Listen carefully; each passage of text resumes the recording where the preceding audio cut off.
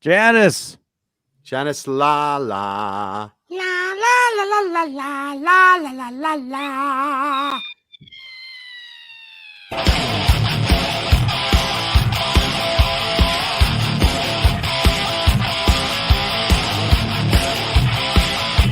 Janice.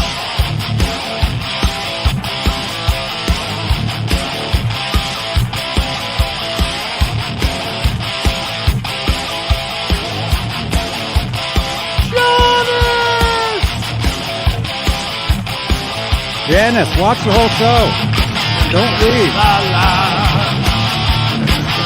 La la la la la la la la la la. Thank you. Thank you so much. Wow. Heavy metal welcome. Hey. Wow. Welcome, everybody. This is Talking Guitars, 80s Metal Live. It's December 7th, 2021, 8:10 p.m. Eastern, 5:10 Pacific, 6:10. And I'm gonna drop so many F-bombs you'll think it's Pearl Harbor today. Oh wait, It is Pearl Harbor today. John Mancuda is back. Remember Pearl Harbor. These colors don't run. Yeah, we missed you, man. I missed everybody. Views are way down since you've been gone. Yeah, that's actually me, because I don't have my 20 accounts watching the show. Is it either because John's been gone or because Zims has actually been here?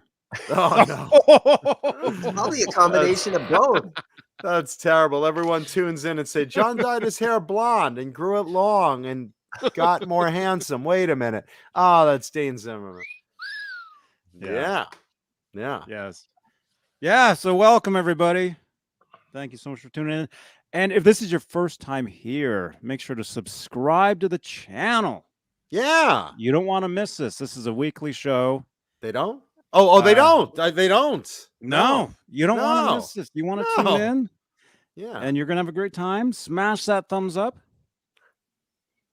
And let's say hello to our executive producers. The big bosses. Yeah. Executive producers: Dave Ennis, Vinyl Freak 5150, Mike Neese, Music Therapy Laz, Majestic PB and J Cat, Wayno, False Flag, Andy Carson, Michael B, R Habs, the Chad, Linny Lou, and my little geriatric sex kitten Mary, James Gum, John Moronic, Stephen Franklin, Michael Smith, the Captain, Thomas Santiago, Joe Christian, Jimmy Ray Hawkins, and Steve Carmichael. Steve Carmichael. That is top tier of channel membership here on Johnny Beane TV. If you'd like to become a channel member, click that join button right below the 23 thumbs up currently. Thank you so much, you guys. Thank you, everybody. Let's see if we could break 100 tonight. Yes. Yeah, that'd be take amazing. A minute. Leave a thumbs up. Why not? It's free. That'd be awesome. Do it now, because the quality of the show only goes downhill from here. Yes. So do it before you change your mind. Yes. And hey, if you'd like to help support the channel, support these shows, any super chats will change the color of my lights. You look behind me here. I know it's a little fuzzy, but it's a brand new feature and people seem to like it. Any super chats will change the color. Yeah, John. Yeah, since you've been gone, StreamYard. There you go. They actually no they plug have there. They have a new feature where it simulates like a very expensive camera, to where it's like blurry in the background and like you're like here. So it's pretty cool. I don't know. Cool. I can't see the guitar more very well. What happens when Ned shows up? And he's Ned's gonna look like a little blob in the background. What expensive camera does that? I want the brand of that expensive camera so I could sue them. And your toaster oven back there, it just looks like a black, yeah. Black it's yeah. I thought that was an amp. No, I thought that was a GKML 250. I thought that was an amplifier. I can't even see. Is that a couch or a boat? What the fuck happened to your screen? It's making me busy. Anyway, David Scher, there you go. There you go, David Scher. Thank you, Thank you, David man. Scher. And thank you everyone for the really nice welcomes I'm seeing in the chat. Thank you so much. I missed you too. So where you been the last 2 weeks? I missed everybody. Well, I hope you guys mentioned it. Yeah, so I was working on the last movie that I did. We just finished primary filming. It's called Everything Will Be Fine in the End, and it'll come out sometime next year. And I'm really jazzed about it, man. I'm really it's one of those weird but very fun indie films that I'm just like blessed to be cast in. I mean, it's like, you know, it's like a dark comedy, and it's, you know, indie films can be really weird, you know, but they always win awards at Sundance and all these festivals. This is one of those type of movies. It's just great, and like I got to work with some really incredible actors, and I'm just, you know, really blessed to be in this business and working in this business. So, but I still missed every one of you guys. You know, as I was filming through those last few Tuesday nights, I was thinking, I miss my audience. You know. But even my mother said the opposite. I said, Mom, how were the shows? She's like, oh, what are you talking? Weren't you on them? I said, no. Oh, well, they were much better the last few weeks. I didn't even notice you were gone. They were very entertaining. I thought everyone else was just talking and you were just being quiet, but I don't know. I enjoyed the show more without you, I guess. I'm sorry, John. Oh, thanks, Mom. And thank you, False Flag, and thank you, David Scher. You're welcome. Thank you, everybody. Yeah, that's you. Thank you, Johnny. Thank you, everybody. Since you've been gone, the show's been so much better. Since you've been gone, we haven't missed you at all. Since you've been gone, since you've been gone. That's right. Yeah. That's right. Well, and give Neanderthal plenty of time to talk because he's always has a lot to say. Yeah, well, Neanderthal so always has stuff to say. Was just woo. He was spewing. Yeah, no. Well, Paulie always has stuff to say. You know, when when I'm not here, Paulie can easily take up that slack. And you know, Blue Rhino was like, "What are we doing Tuesday night? Where's Daddy?" You know, it's like, you know, he's not happy not being on the show, and he's not on the movie set either. So, but either way, I'm really happy to be back. Really happy to see everyone in the chat. And I missed you. Blue Rhino missed you. I'm sorry, Mom. I actually am on tonight, so I'm really sorry to torpedo the show from what you like. Well, you always talk about the things I don't want to talk about, like me and vaginas and my vagina and how you came out of my vagina and that guy that was hopefully never in my vagina, but he smells like it. Ugh. Yeah. Man. Yeah, so but no, I'm thrilled to be back. I missed everybody. I missed the audience. Really happy to be here tonight. And boy, did I bring a cool show and tell guitar for you later tonight. Here's your clue. What do you get when you combine a tiger with a bird? Stay tuned and find out later. Yeah. Nice. That's the clue. Nice. Well, hey, let's say hello to all our friends over on Facebook.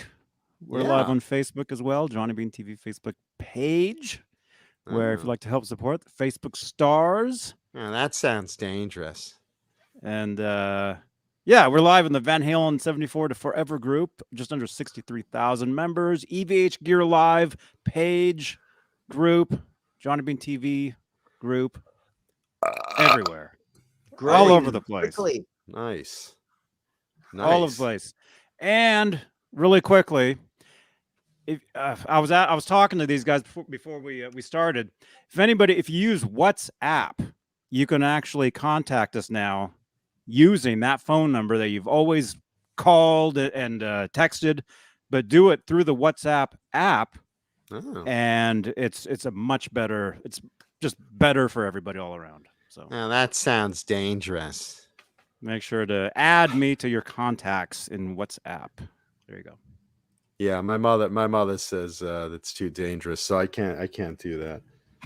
But I hope everyone else does. even that guitar sounds dangerous, John. I don't know. I'm just saying. Mm-hmm. Oh, Yeah. Mark has a good guess right there. Let's see. Tiger striped BC Rich Mockingbird. That's a good guess. Hip Metalworks says a frosted tiger stripe BC Rich Mockingbird, of course. I don't know. It could be a lot of things. It could be Lynch's Ironbird. I don't know. Could be anything. But we'll find out later when I show it. Speaking of show it, let me show off, because I got these the other day. These beautiful, very, very cool. And I haven't had a chance to wear them. Well, before I show that off, let me start saying hi to everyone in the chat, because I really missed you guys and gals. So let's start off. Let's say hi to R2R3 Locking Nut, Keith Campbell, Thomas Santiago, Hip Metalworks, Chris Bevan, Magic Man, Christopher Live Sawa, Thomas Santiago, Renus Pinkle, A lot of people there. Kai Matthews, a lot of people pouring in. Thank you. Kent Drive 55 in the house. Janice, la la la la la la. We were singing your praises at the intro. Charlie S. Vista Light 1972. Drew SGS 60. Leo Safko. Make sure I get that right this time. So I always screw up your name, and I don't know why, but you deserve better. So thank you so much. So Leo Safko, got it right this time. Let's see. Dan in New Jersey, JJ's House of Jams, Browns fan in the house, my buddy Music Therapy Laz, who got a cool parakeet. Did you see the other parakeet? Wow. I've met that parakeet. Yeah, Maximus. Maximus. I've been over there. Yeah. I have not seen Maximus until recently. I haven't been. Well, we'll finish this. Let's see. Tube Supio, my girl Sandra Picorni. Picorni, Picorni, me love you long time. God, I missed that. Let's see. Tube Supio, Tim Thomas, David Scher. Thank you, man. Let's see. Chuck Leggio, Black Salami, Sean Mahoney, Fret Level Midnight. I even missed Black Salami. Fret Level Midnight. That says something. Let's see. James G. Mark Dillon. How are you, brother? Renus Pinkle. I said already. Tim Thomas. Leo Safko. Worth saying twice because I say it the right way now. Yeah. Yeah. Let's see. Looking through. Who else is in here? My girl Erica Foreman. How are you? And Sophie, her beautiful wife. Danny's Rockin' Metal in the house.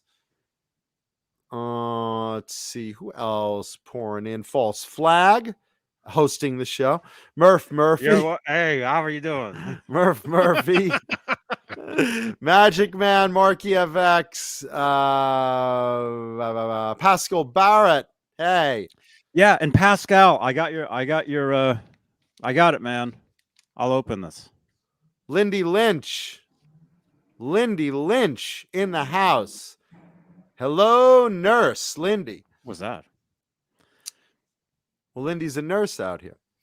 Let's see. David Ennis, Austin LaFond.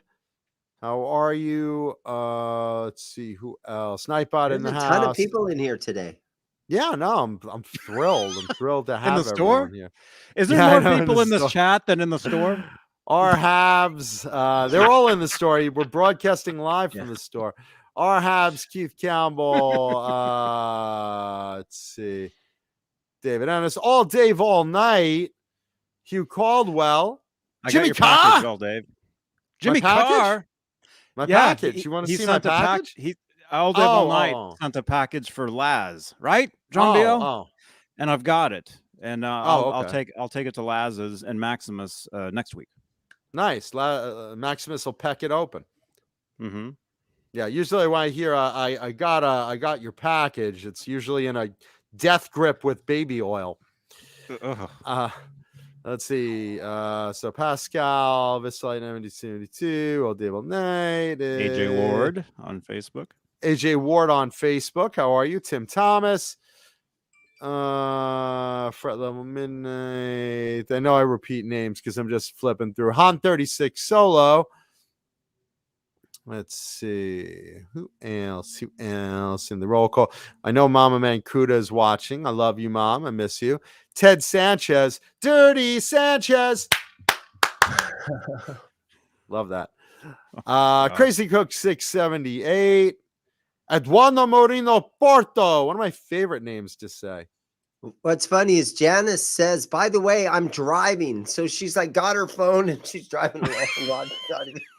Be careful, Janice. Watch out. I drive in text in Grand Theft Auto, and it's a nightmare. Lenny Lou and Mary, of course. And of course, speaking of Mary, I Swallow Cum is here also. That's nice to see. Steve. Yeah, Keith Campbell, no rash talk. Stick around, brother. Stick around. It only gets worse. Lindy Lynch, L.A. You bet you are. I love L.A. Let's see. And everyone else in the chat, really welcome. Thank you for coming in. Take a second, leave a thumbs up, because why not? It's free. So let me tell you about these cool and very cute new pants I got, because I was in shopping for wardrobe a couple of weeks ago for some scenes, and they take you with them to shop for certain pieces of wardrobe in the store. Steve Carmichael, Medellini, PP Burns, Austin LaFord, everyone in here. Anyway, so they take you into stores to shop for wardrobe. I go with the stylist. Shout out to my girl Katie. You're the best stylist in the world. And I happen to notice while I'm in the store these really cute pants. And I'm always walking around the house in my underwear, and it gets cold, and shrinkage and all that. So I don't want to scare the mailman. So I thought maybe I should get like some like PJ pants or something to casually walk around the house in these cooler winter months. So I got these, and they're really cute. Let me just move this out of the way so I could show you guys, because they're really cute. There you go. See? Aren't they cute? They're little candy canes. Little candy He's got canes. a tumor. They're cute, right? They're little candy canes, all little heart-shaped candy canes. Do you see that? You might want to have that tumor looked at. Where? What are you talking? Oh, this? Oh no, this. No. This isn't a tumor. This is delicious Bang energy drink. Delicious Bang. Always at the right time. Delicious Bang energy drink. Yum. Delicious. Today's flavor is Purple Haze, which happened to keep my crotch very grapey and tasty. Come take a look. So there you go. Always the right drink at the right time in the right place. Casually, Bang energy drink. So yeah, and of course, I should probably wash this. Ice cold, you're really gonna have shrinkage. Oh, delicious! Thank you, Bang energy drink. Always the right drink for this show, as appropriate as I am. Thank you. There you go. Nice. So yeah, though, aren't these cute though? Aren't they? They're nice. I'm afraid to look. They're little candy canes and little heart-shaped candy canes. Really, really cute. They're stretchy. Look at that. I'll stretch my dick out. My mother right now is watching. Oh, no. Oh, John. Oh, please. Don't play with your Schwanson. I liked it better when the can was in there. I think you have your father's tiny wiener. It didn't do much for me, I'll tell you that. Yeah, and today's t-shirt, by the way, is Dark Phoenix and the X-Men. Hey, kick ass. Kick ass. Look at that. Mhm. Awesome. Yeah. For my fellow comic book geeks out there. Girth Brooks Very wants to know, does cool. Bang Energy drink taste like jizz? No, of course it doesn't. But the good thing about delicious Bang Energy drink is there is nothing better after a blowjob to get that taste out of your mouth. So if you suck those dicks. Don't say anything. Oh no, he Zooms. just he turned his No. mic off. John, your mic is off. Motherfucker. There It's you back go. on now? Yeah. Okay. So did you hear my speech about jizz and Bang Energy drink? Yes. No, it kind of cut it out right there. We missed some of that.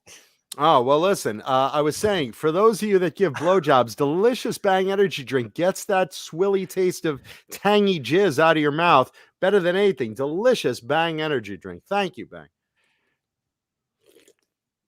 What happened to thank the you. other guy? Thank you, Leo. What other other guy? What other guy?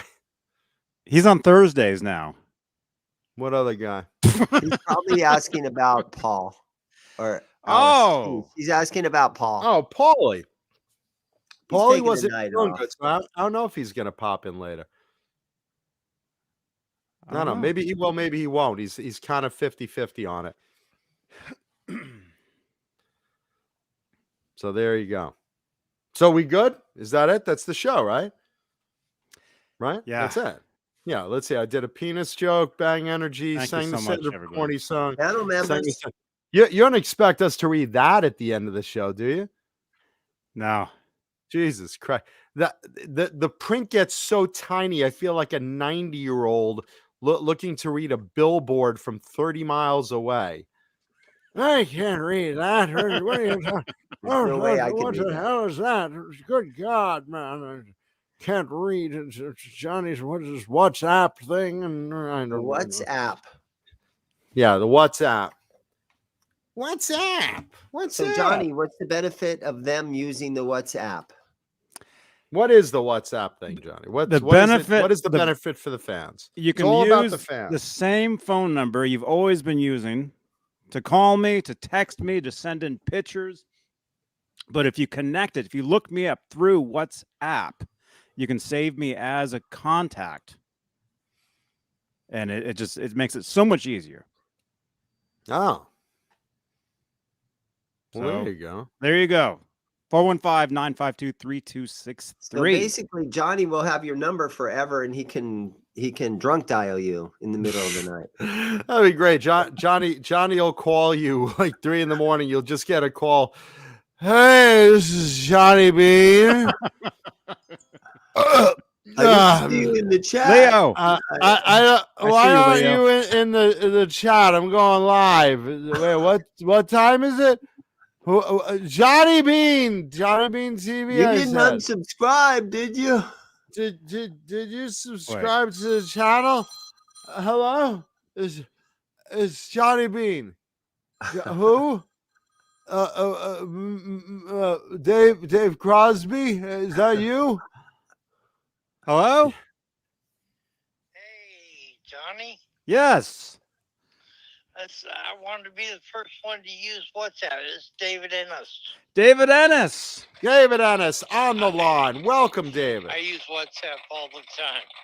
Right on, man. See how easy that is? Well, Yeah, there it is. Boom, boom, and there you are. Yep, that's right. Oh, there you Well, are. Everyone have a nice night. Get off here.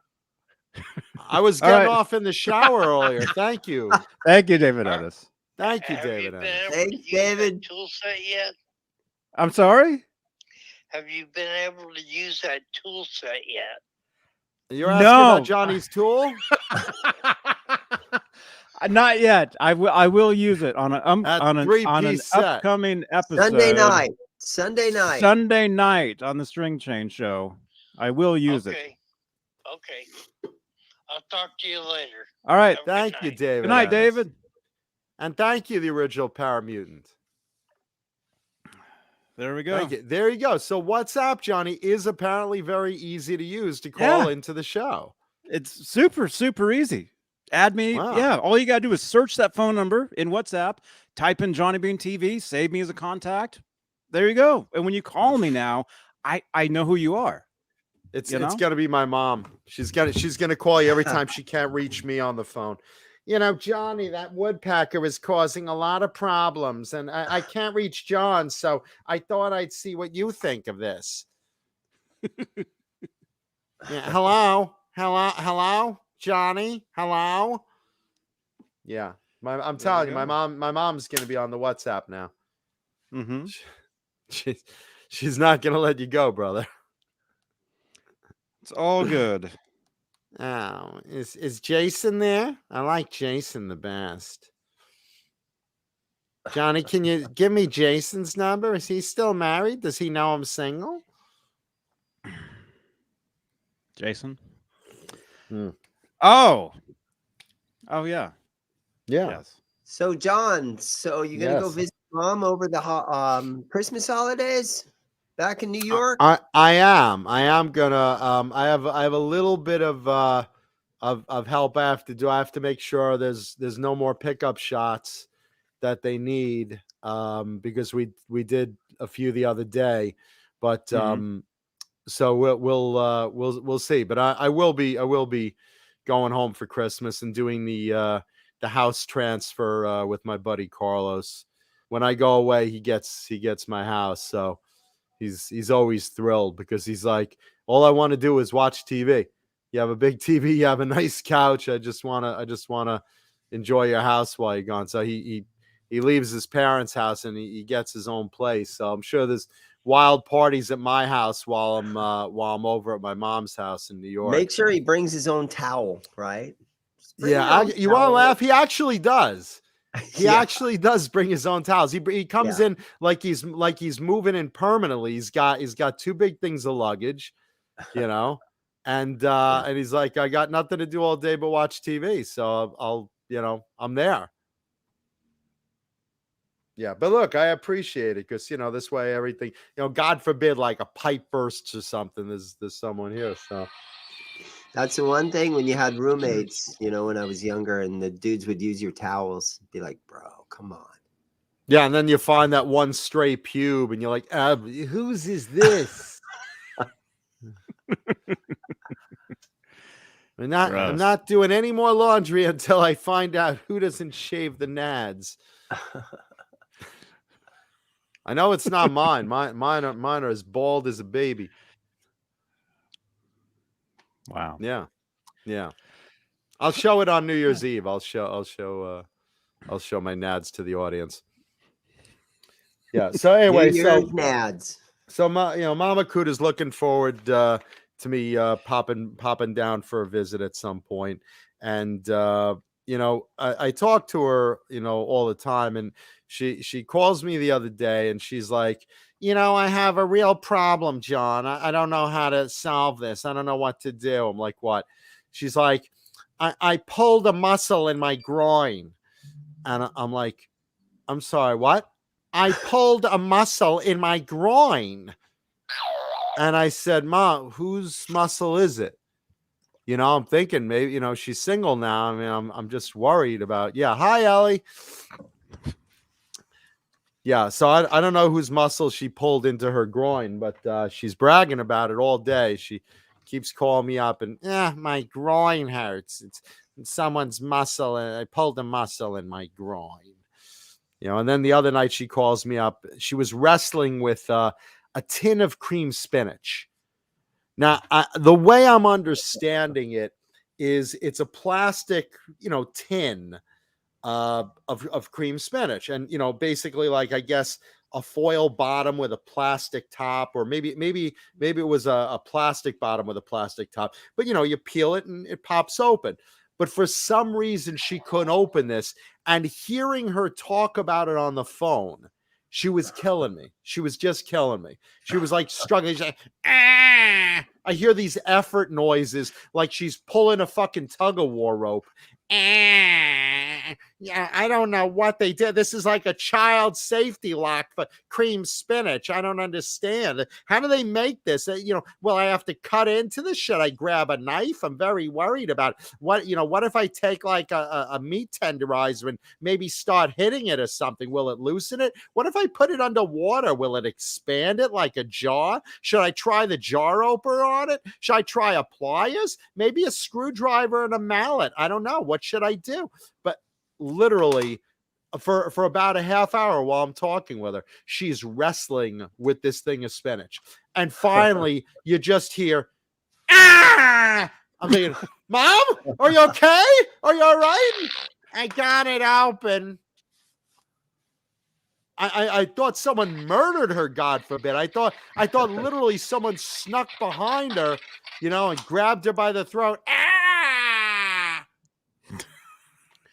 So congratulations, Mom, on finally getting your spinach open. These are the battles that you deal with when when you're an only child, because it's just you. It's just you. Yeah. People like, yo, you're an only child. Were you spoiled? No, it's just the responsibility of me to take these calls of how do I open this spinach, or how do I open this jar of gefilte fish, or I don't know. The window won't open. What do I do? It's like, I don't know. I'm not there. Yeah, you're the man of the house. No, I'm the man of the house. All right. Yeah. If I should fly in her world. Is there any way you could fly out for the weekend and open the spinach? I really want it. Yeah.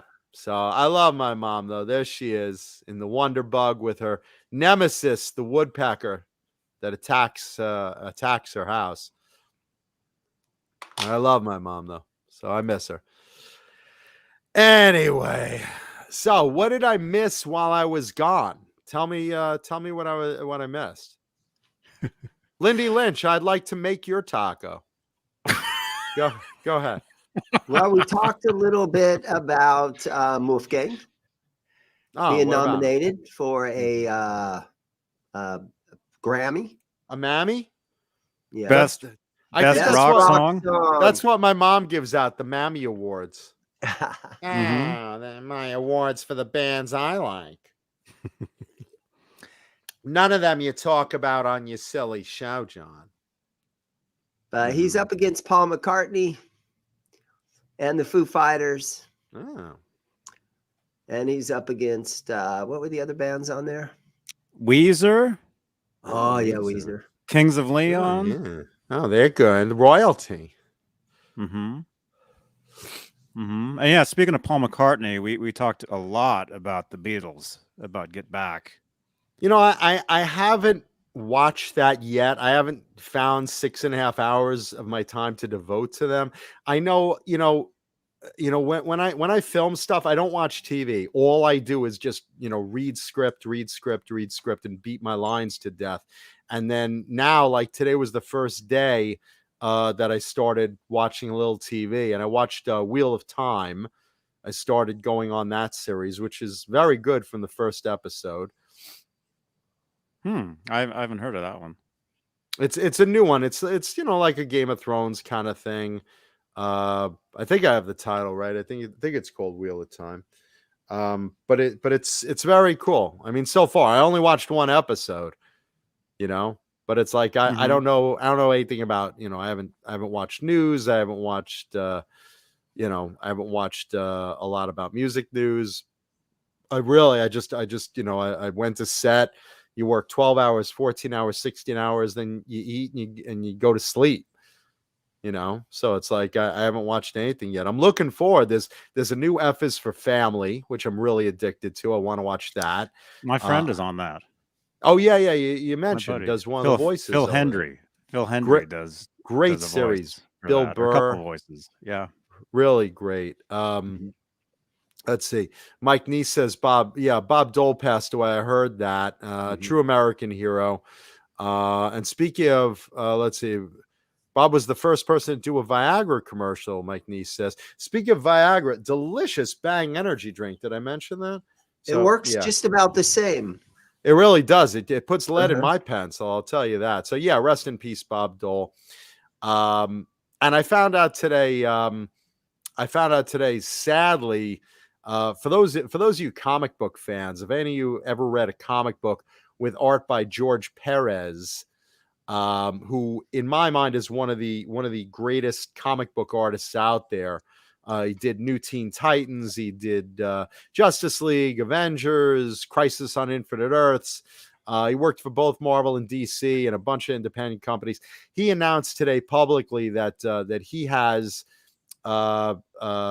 stage 3 cancer of the pancreas, and it's sad because he's opted not to go through treatments. Rather, he instead wants to just enjoy out his approximately 6 months left to live. So he's always been like the kindest guy in the world to fans. And if you're a comic book fan, he basically says, I want to make one more public appearance just to give out hugs and say thank you to the fans and sign autographs, because he's blind in one eye now also. So just a huge shout out to anyone who's a fan of George Perez in the comic book world.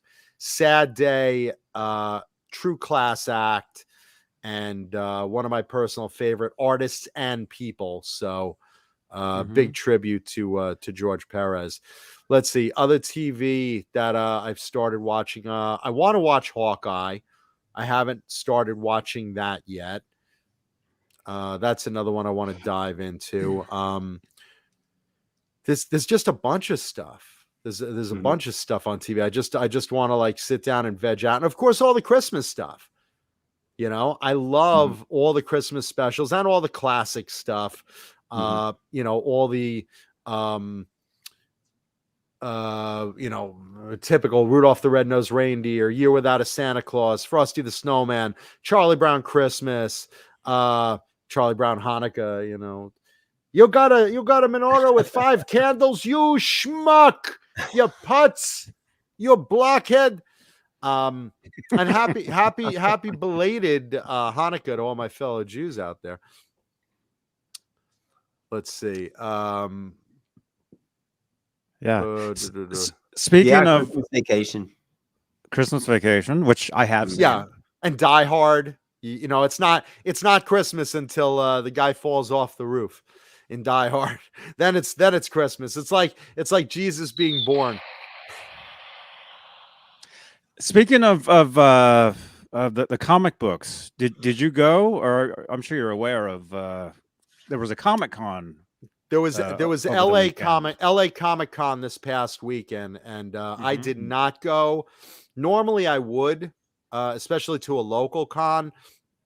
I just had to finish stuff out, so I really didn't have time. But now, you know, here I am. Now I have the time to enjoy Christmas and whatever. You know, it sucks though. It's like, you know, there's certain things on Christmas you want to do, like, you know, with someone you really care about. And I'm not dating anyone right now.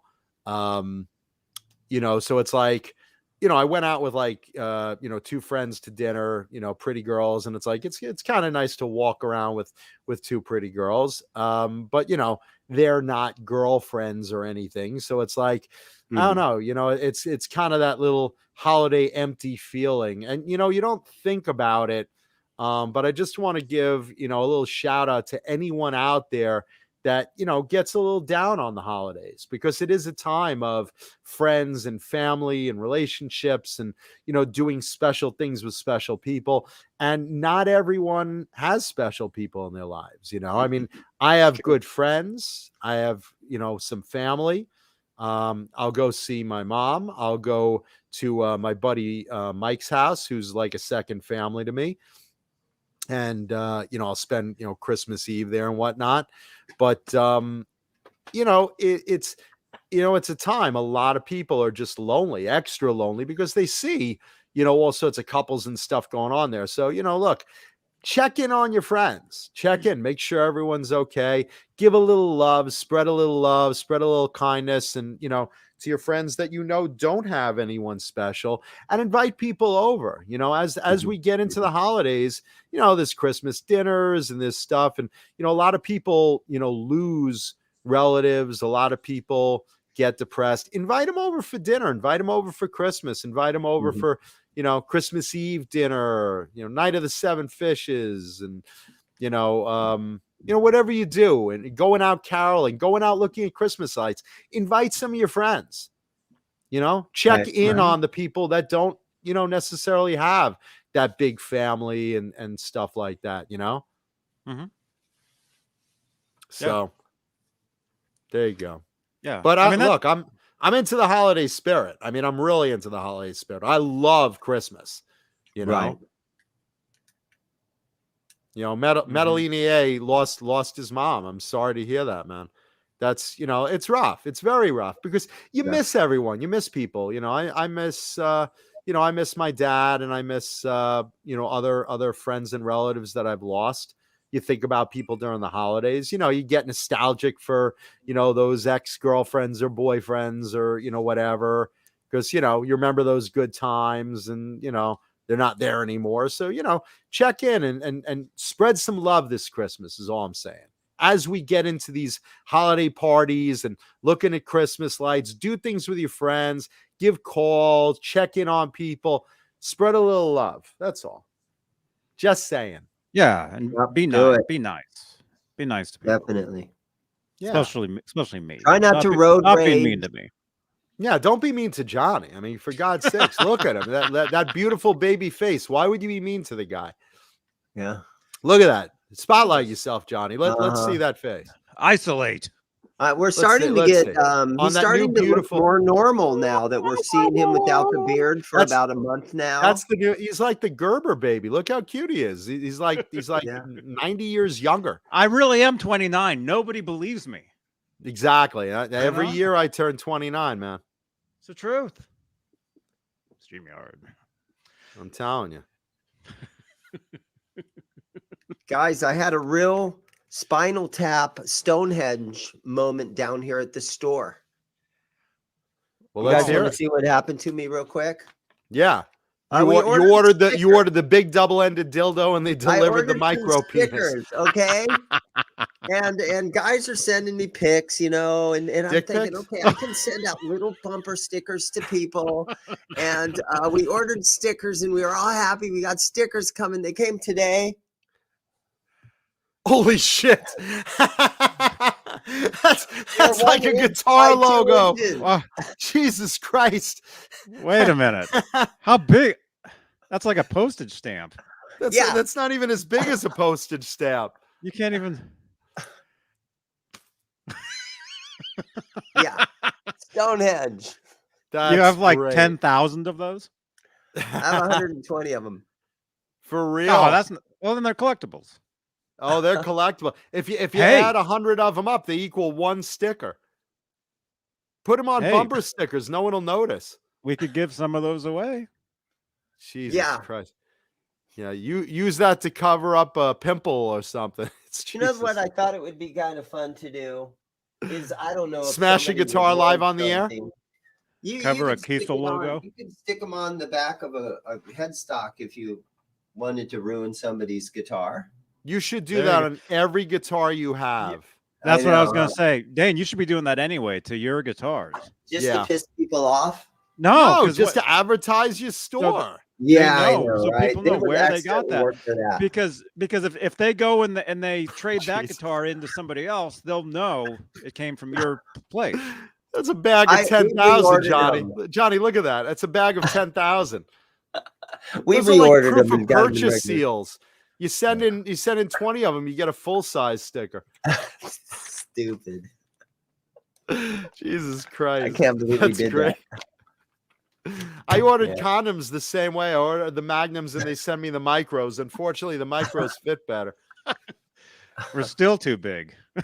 Yeah, the micros still slide off. That's great. Dane, you should put those on passing moths that come out of my wallet. Well, we thought if I ship a pedal or something, we can throw one in the box. I don't know what we'll do. Put with one them, on but we'll every get them. guitar pick you sell. Yeah. Jesus. Put it on the Mhm. outside of a pack of strings or something. Wow. Yeah, dude, Zims, you're joking around, but that is what you should be doing. The back of the headstock, huh? Yeah, all of that. On- Put them on in the cheap guitars. strings. Hey, welcome. Hey, I'm getting more people adding me to WhatsApp, so thank you.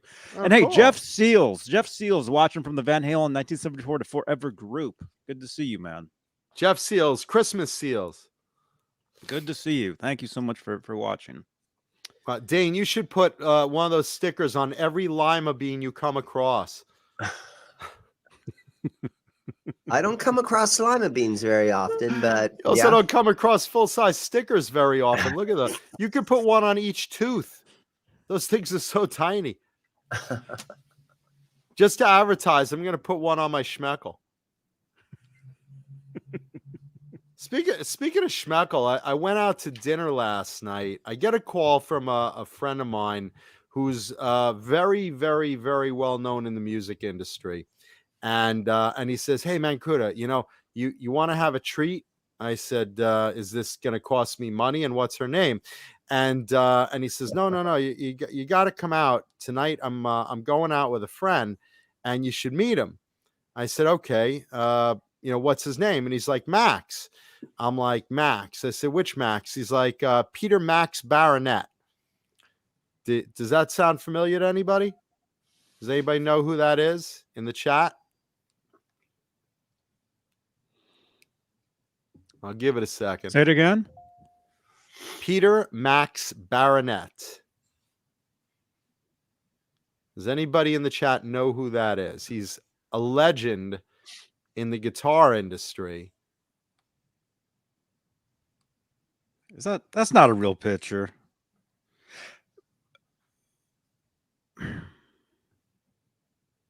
There's a reason. There's a reason that he's legendary. Does anybody know? Has to do something with Guns N' Roses. What's his name again? Peter Max Baronet.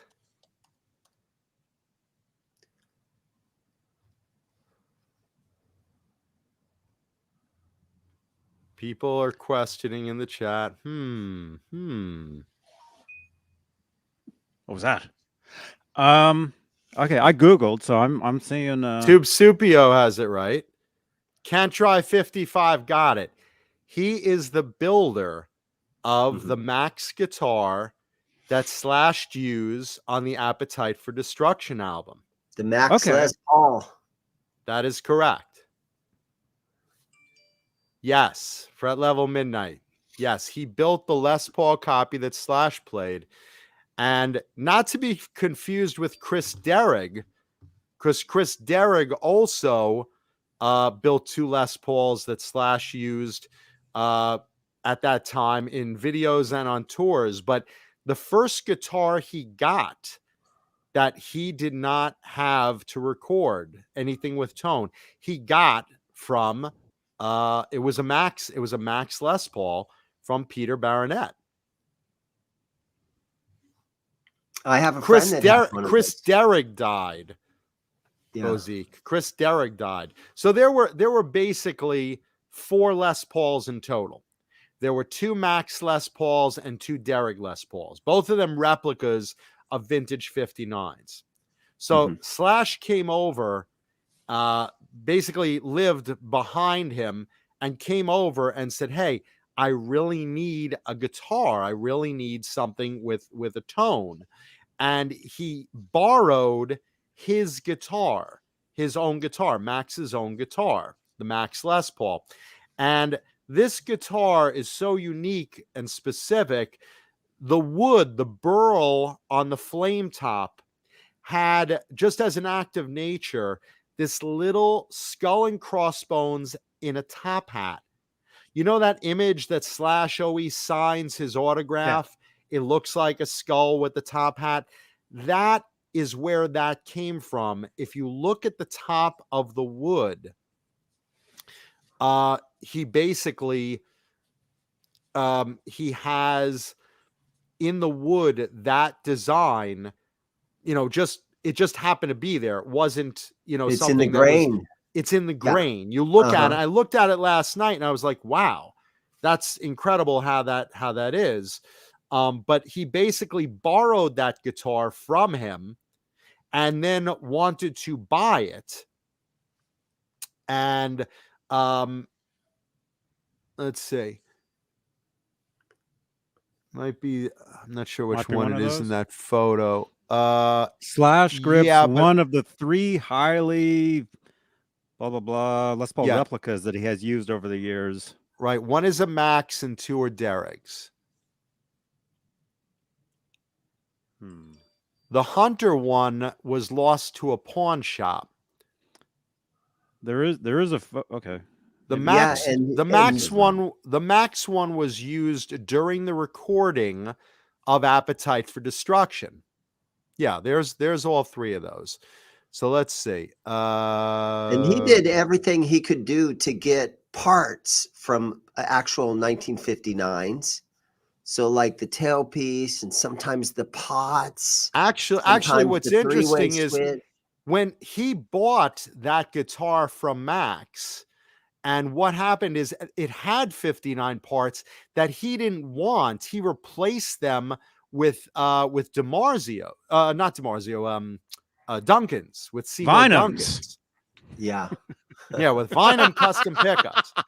He should have. He'd get a really good tone out of that. The Chris Derrick guitars, which there are 2 of them, are the ones you see in the music videos and on the first tours. And I'm sure he used that as well on Appetite, but the first one that he used in the recording of Appetite was one of the Max guitars. Johnny, scroll up a little bit on that image. The other way. I'm sorry. Scroll down, rather. My bad. My To the bad. words? My bad. Yeah. Let's see. The one where it says slash used on the tail end of Appetite. So from the one slash tail end of the guitar on the right was built by Max. Correct. The instrument on the left is purportedly Slash's set. Yeah, there you go. So the one on the right is the first one he got to record on Appetite. The Derrick, the first Derrick he got was the first one he got to record was the second one he got to record the tail end of Appetite. And which one out of those 3 has the grain that kind of looks like the Les Paul or What is the it? top hat and cross? Johnny, what does it say? The far right one is the Max? The guitar on the right was built by Peter Max. The Okay, instrument that's on the left. the one on the right. So just under the bridge, you can't really see it in that photo, but he showed me a zoom in of the wood grain, and what it is, it was his guitar, and Slash just borrowed it, and then he said, "Oh my God, I gotta have this guitar. Please sell it to me. Please sell it to me." So he sold it to him, and he sold it to him at the time for $2,500. And the 50s parts back, because Slash didn't want the 50s parts. He liked the sound of Duncan's. So he got back the 50s parts and $2,500 for that guitar. And that's the first one that was used on Appetite for a good chunk of the recording. And on the right, just under the tailpiece, you can't really see it in that photo, but if you hold it against the light, and I saw it up close in a zoom in, you can see it's a crazy image in the wood of a skull and crossbones with the top hat. And that's where Slash came up with that design. Wow. And now those guitars, I mean, and Slash's, of course, are priceless, but your average, Max guitar of that quality would run you about $60,000 if he was to make you one of that level of quality today. And it's really funny because, you know, Slash is credited with, you know, as an endorsee of Les Pauls, of Gibsons, but none of those 3 guitars from the first recording or the first tours were actual Gibsons. Right. They were the 2 Derricks and the Max. And there was another Max, the Hunter, that he bought as well afterwards, and he lost that. I don't know exactly how that happened, but he lost that to a pawn shop, and that was gone. He never got it back. But he said Slash basically came up to him. He says, look, I need something for tone. I don't have a guitar that's giving me the right tone. And that's how he got the Max, because they lived in a place right behind him. And he always saw them. He said they looked like homeless guys going through the alley between the 2 houses. But, you know, he knew him. And he knew Max, you know, built Les Paul replicas. And then the Derrick, I believe his manager got and saw him. Yeah, Tube Supio says, I want to see Blue Rhino in my wood grain. I want to see Blue Rhino in a wood grain too. I wish I could make that happen. Be a sign from the heavens. Yeah, right. But how crazy is that? So, you know, we were sitting there at dinner talking about all that. And he still sells guitars to Slash. You know, he still makes guitars for Slash, and you know, Slash has, you know, probably about like 200 Les Pauls or something between you know, the Maxes, the Derricks, and actual Gibsons. But it's very funny. You all knew about the Derricks, and those often get mistaken as, hey, he did all the recording on a Derrick. No, he did some of the recording on a Derrick Les Paul, and he did a larger chunk of it on the Max. And those 3 are the big guitars that he still uses to this day for recording. Pretty cool. Yeah. So I thought that was really neat, you know, and so, you know, my friend, you know, called me up and thank you for that dinner invite, because that was a very, very cool dinner. And we were also talking about, ironically, we're all friends with Ron Jeremy, who, you know, as you know, is under, you know, 32 counts of you know, various sexual crime incitements. And we saw the picture. We on Saturday night. Did you see it? The court picture, the recent court picture where he's got the gray hair. Yeah. That's what brought it up. Bring it up for the audience if you could. And anyway, one of us visited Ron and basically tried to get a hold of him. It wasn't me, but he said he went to jail and he went to see Ron, and there's a guy walking out that was his attorney, and it's his third attorney that he fired because he doesn't want to spend any money, because he says, I'm innocent. There's no reason I should spend a penny. But the crazy thing is, you know, innocent or not, you know, Ron, you're in jail, you're eating, you know, crappy bologna sandwiches, and you're just rotting in jail waiting for your court case. You have 32 counts against you. For fuck's sakes, pay the goddamn lawyer. You know, he's got a lot. Look, it's like fucking Santa Claus with a big dick. He's got a surprise in his package. Yeah, no. Wait till I show you my Yule log. Santa's gonna sling his sack over his shoulder.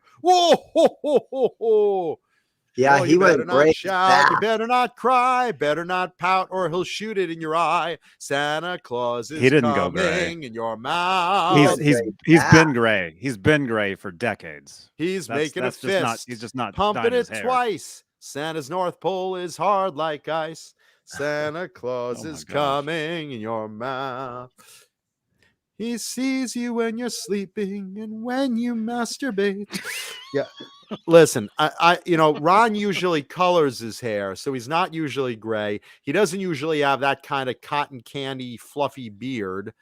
You know? No, I saw yeah, him at the Rainbow Room probably 3 or 4 years ago. No, and he was didn't look always like at the that. He Rainbow. was recognizable. You always saw him and CC DeVille at the Rainbow. Anytime I'd go in there, he'd be at a specific table, and he never carried a fucking wallet because everyone always wanted to buy the guy dinner. So they'd buy him a pizza and they'd talk to him and take photos with him and stuff. You know, but Hellstorm says, I'm sure that's not all he's eating. When I saw him, I was with a group of people and there was 3 or 4 girls, and I'm like, "Hey, look, it's Ron Jeremy," and they're like, "Shh, be quiet." And these girls were like afraid to like let him see.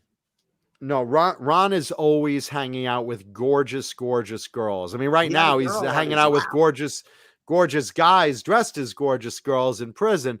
But you know, my friend dropped by there to try to talk some sense into him, and the lawyer said no. You know, he's going on his 4th lawyer because he doesn't want to spend a penny in his defense because he feels he's innocent.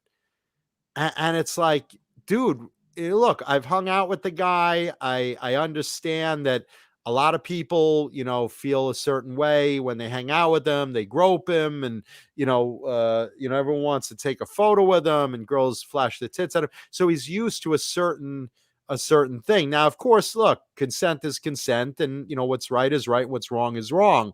But with all of this said, present your case in court and let the jury judge what's right and what's wrong. Spend the fucking money on a lawyer, for God's sakes. Does he have money?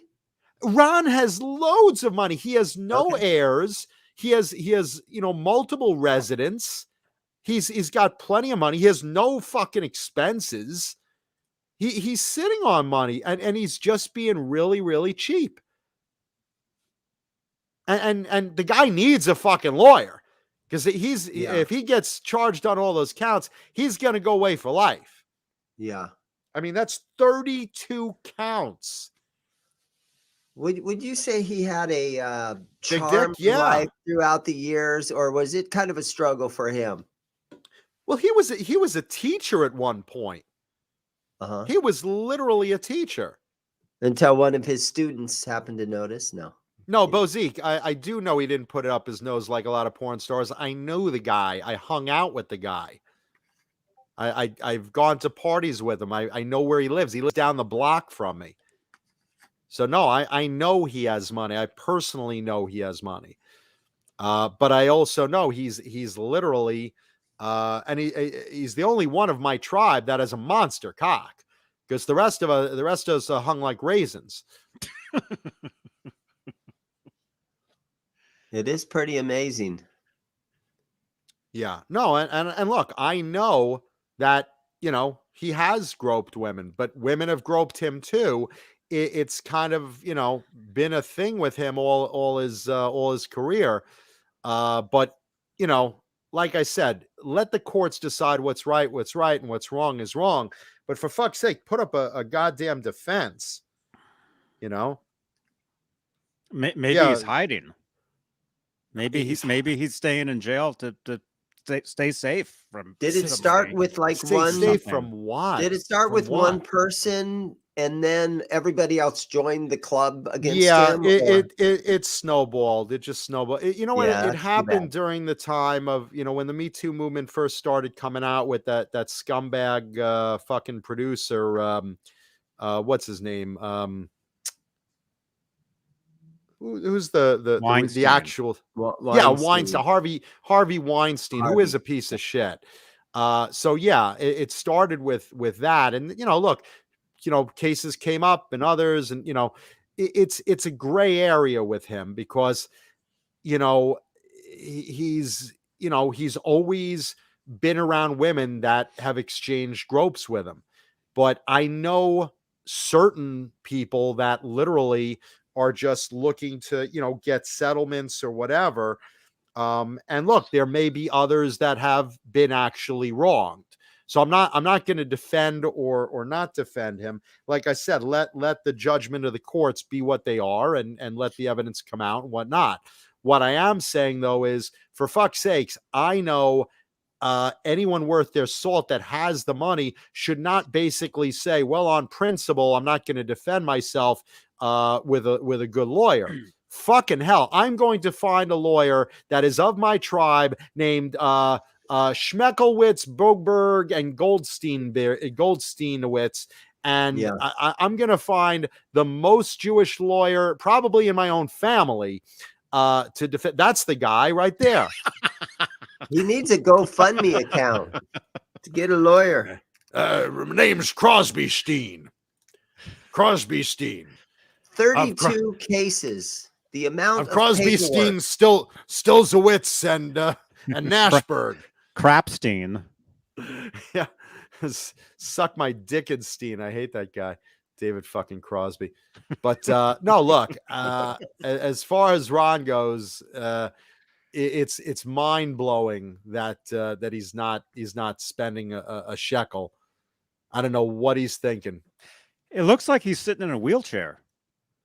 And Medellinier, it's not that he can't get the public court defender, but you don't get a public court defender when you're a high-profile public figure with 32 counts that could put you away for life. And you have the money to spend on really good legal teams. You just don't do that. I like Tube Supio, the hedgehog. You know, you just don't do that. You don't be stupid. You know, if you have the money, what are you going to do with it? You're not saving it for your kids. It's, you know, you have no heirs. He might be go sick. get a good, huh? He's sitting in a wheelchair. Everyone sits in a wheelchair. I've never seen Bill Cosby fucking who is guilty as sin. You know, he came out, you know, from being super healthy and I'm playing volleyball and playing tennis today, and to the next day he's in a walker. Where am I? I can't see. Lord, is that you coming to take me away? I mean, fucking everyone's suddenly in a wheelchair and sick and blind and incapacitated when they're in a courtroom fighting for their freedom. Fucking Harvey cocksucker Weinstein fucking was all of a sudden invalid, and you know, he was out jogging one day and then the next day he's on a walker. Yeah, fucking, you know, even Mary was racing past him in a wheelchair like a fucking NASCAR driver. She just drove right by him, whipping through the wheelchair, and she's like, "Who's that old guy?" Yeah. And Hellstorm, as far as Ron being guilty or not, I mean, Cosby basically drugged women. Okay. So there's no excuse there. Ron is accused of inappropriate groping and blah, blah, blah. And I've been with him watching some of these scenes unfold where girls walk up to him and grab his cock and say, "Can I have a photo?" And he grabs them back. The problem is, and this a lot of times happened upstairs at the Rainbow.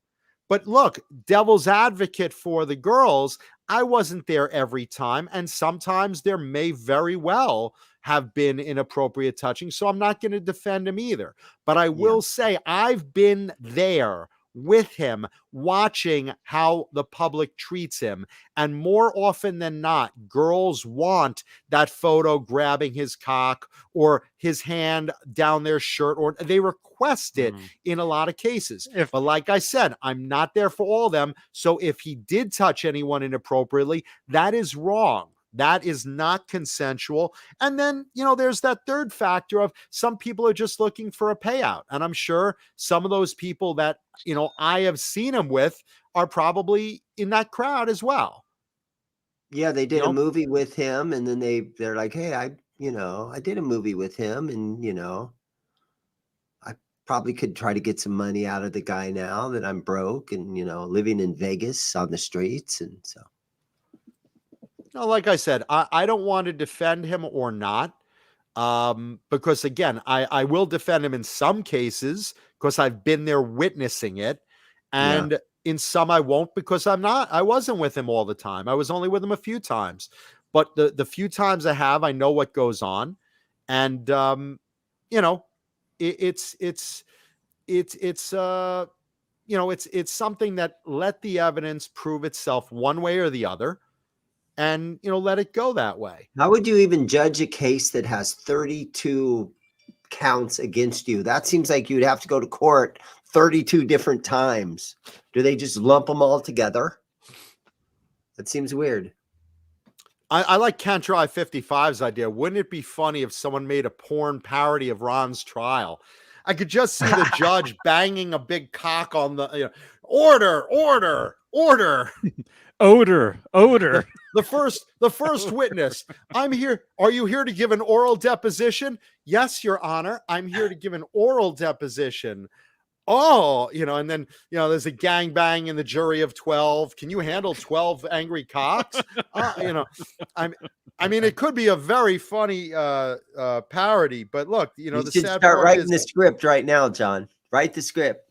I listen, the gears are turning. The gears are turning. I can see that. I have free time right now, you know? Yeah, no, but like I said, it's look, he's a public figure, and he's an enigma, not an enigma, he's an enigma, because you know, he's a mix of porn star and, you know, public figure that laughs at himself, you know? So it's like it's kind of, you know, it's kind of crazy, you know? Yeah, because he didn't do just porn. He moved on to, you know, Celebrity Jeopardy. He did other kind of Celebrity things like Apprentice. that. Didn't he? He's done all sorts of reality shows and appearances and other things, and you know, yeah, a hung jury. To exactly. Kid Campbell says he's got to be doing a hard time. You bet he is. Maybe he's in there making movies. You never know. You know? Blanket Party 5 is in the works, and we don't even know it. Maybe this is just a Slammer. cash grab. Slammer and the Slammer. Ew. I don't know. Look, all I know is I'd really like to write that script, boys and girls. You know, you just see the bailiff is a girl, and she's you know, about to handcuff him, and he's like, "How about I handcuff you? You know, I'll show you how to use that nightstick." Wow.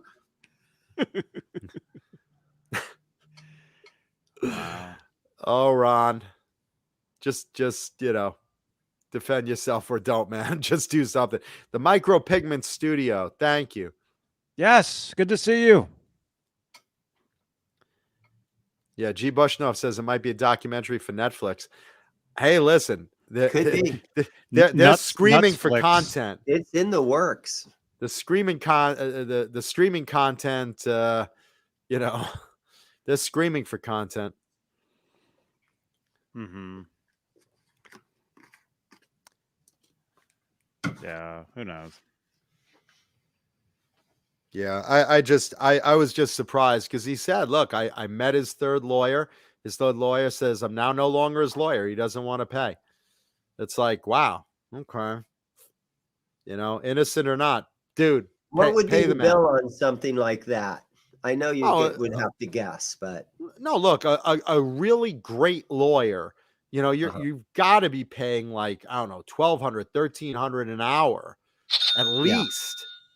You know, for real. I mean, listen, if I was Ron and I had his money and that was, you know, that was my my lot in life, believe me, I would absolutely be it's going to cost $1 million. It's going to cost $1 million. Yeah, well, he's got the money. He's got the money. I like I said, I would be $69,000. $69,000 is the bill. So, is there any other way I can pay my legal fee? Well, the lawyer team of Bind 'em, Bend 'em, and Bang 'em is at your service. What if he gets a female judge? A super hot female. I want to see you in my chambers, Mr. Jeremy. Bailiff, bring the prisoner to my chambers. It'll be Maryland Chambers.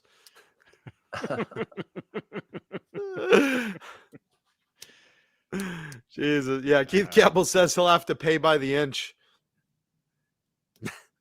Yikes. 9 inches. Oh no, that guy's like my arm, I think.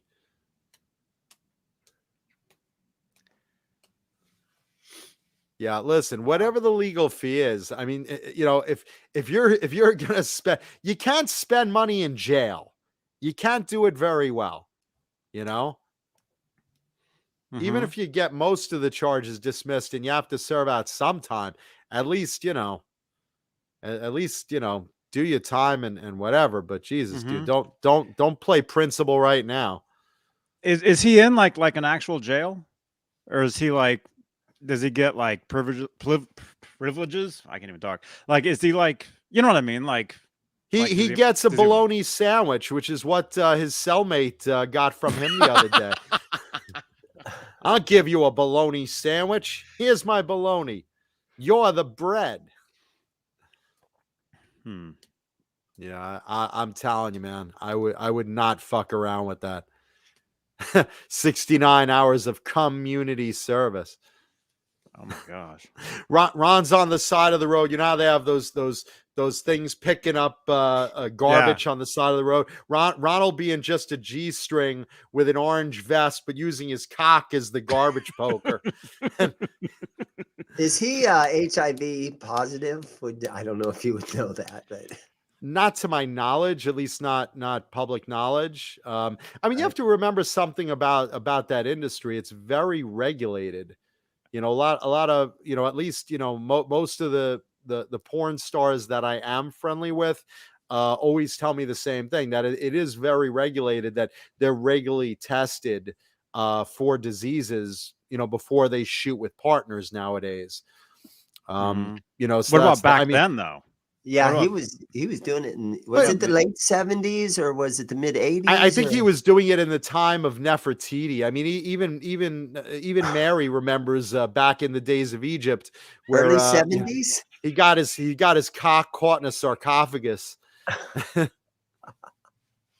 Cockamus Maximus in the age of Rome, and yeah, no, I don't even know how old Ron is. He's kind of immortal. I think vaginal juices keep you that young. It certainly keeps his skin clear, I'll tell you that much. But no, they do test on films. I would imagine it's like, you know, when I have to shoot films, not porn. Oh, John, are you in porn? No, Mom, no. There's not Rudolph the tiny dicked reindeer that I'd be starring in. No, he's 68. Yeah, I know for I know for the current virus going around that we are tested.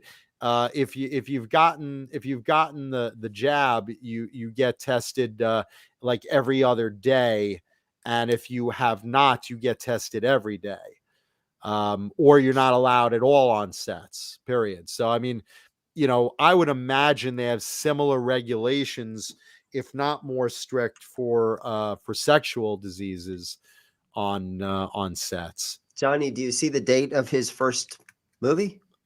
What is that date?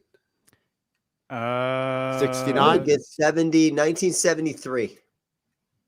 73. Are you sure? Yeah. Well, if he's 68. I see 1979. Oh, wow. Well, there you go. Yeah, 1979 to 2018. 79, he started that late? I thought he was like earlier than that. No, that's what it says on Wikipedia. I mean, that's got to be true. Look up on Dickopedia. That's probably more accurate. Yuckopedia. Wikipenis. Wikipenis. Wikipedia. Wikipedia. Yeah, that's a lot of years of working. Working it. Hey, if it's a job you enjoy, I mean, what do you say? I mean, going to work for him it wasn't really like going to work. For you? Wait a minute. I go to jerk every morning. I work the pole every morning. If you have a job you love, it's not really going to work. Yeah. And some of the women that he was with, I mean, what was the biggest porn star that he was ever with as far as popularity? Probably, Jenna? probably. Jenna I mean, Jameson? he was with Tracy Lords. He was with Christy Canyon. I don't know if he was with Jenna Jameson or not. I mean, he's probably been with everybody because even though he's not like in his prime, even as a joke, they've put him in just about everything. You know? Mm-hmm. I remember Christy Canyon was telling me, and I know Christy, not her real name, and she told me that like, you know, one of her first gigs, Ron was like, I want to fuck Christy, and she's like, oh boy. You know, because he's not a pretty guy, you know. It's all hairy and everything. Metalinier says Jenna Jameson did 95% girl on girl porn, so probably not Jenna Jameson. Good for her. Yeah, I've also done 95% girl on girl. It's actually been 100%, but you know, just want to make sure. Anyway, just real quick, for whoever just asked about George Perez, Metalinier said he's got. He announced today he has stage 3 pancreatic cancer, inoperable. He's not going to try to treat it, and he's just gonna let the disease take him. So there you go. Rewind the video, and we talked about George Perez earlier. But yeah, so there you go. There's the hedgehog, and you know, like I said, whatever happens, we're gonna follow the drama right here for the guy that's hung like Blue Origin, the spaceship. Even my mother's like, oh, I hope he comes back out. Stay tuned. Does he know I'm single? Does he know I'm single? Wow. Speaking of inappropriate things, Bang energy drink, delicious Bang energy drink. No, before I get into Bang energy drink, I was on the phone with a friend today, and we got into a conversation about age of consent in the United States. And I remembered he said to me, yeah, the age of consent in one of the states was 14 a few years ago. Isn't that crazy? I said 14. I think Alabama had it like 10 years ago, was the age of consent was 14. And that's crazy. And he said, no, it's Hawaii. So we Googled it, and we got into looking up age of consent as it sits in the United States. Age of consent for a minor to have sex in the United States and around the world. And a chart came up that has followed age of consent through history. And we noticed that right now, your average age of consent in the United States is 16. There's a few states that are 17 and a few states that are 18, but most of them are 16. And we looked at it, goes back in time to the 1920s, where the average age of consent was 14. And then it goes back to the 1880s. Guess how old the age of consent in the United States was in the 1880s? I don't even Think want to about know. young girls. You don't want But- to. You don't want to know. But Believe the me, thing you don't want is, to.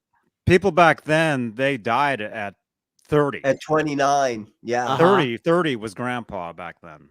Okay.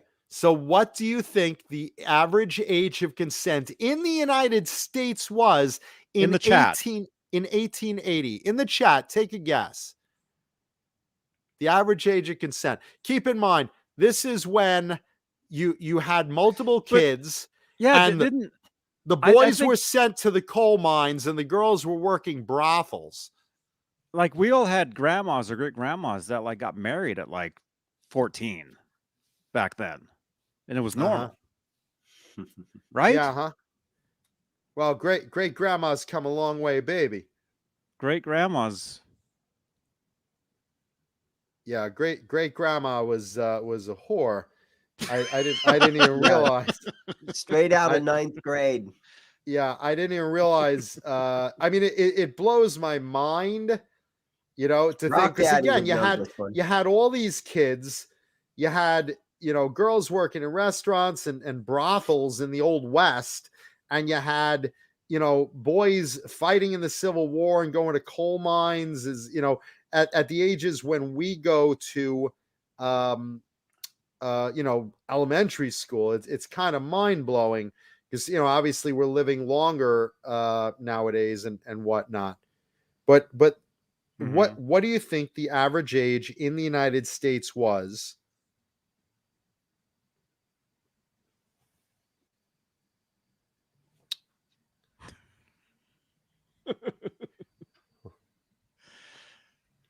Guesses in the chat coming in.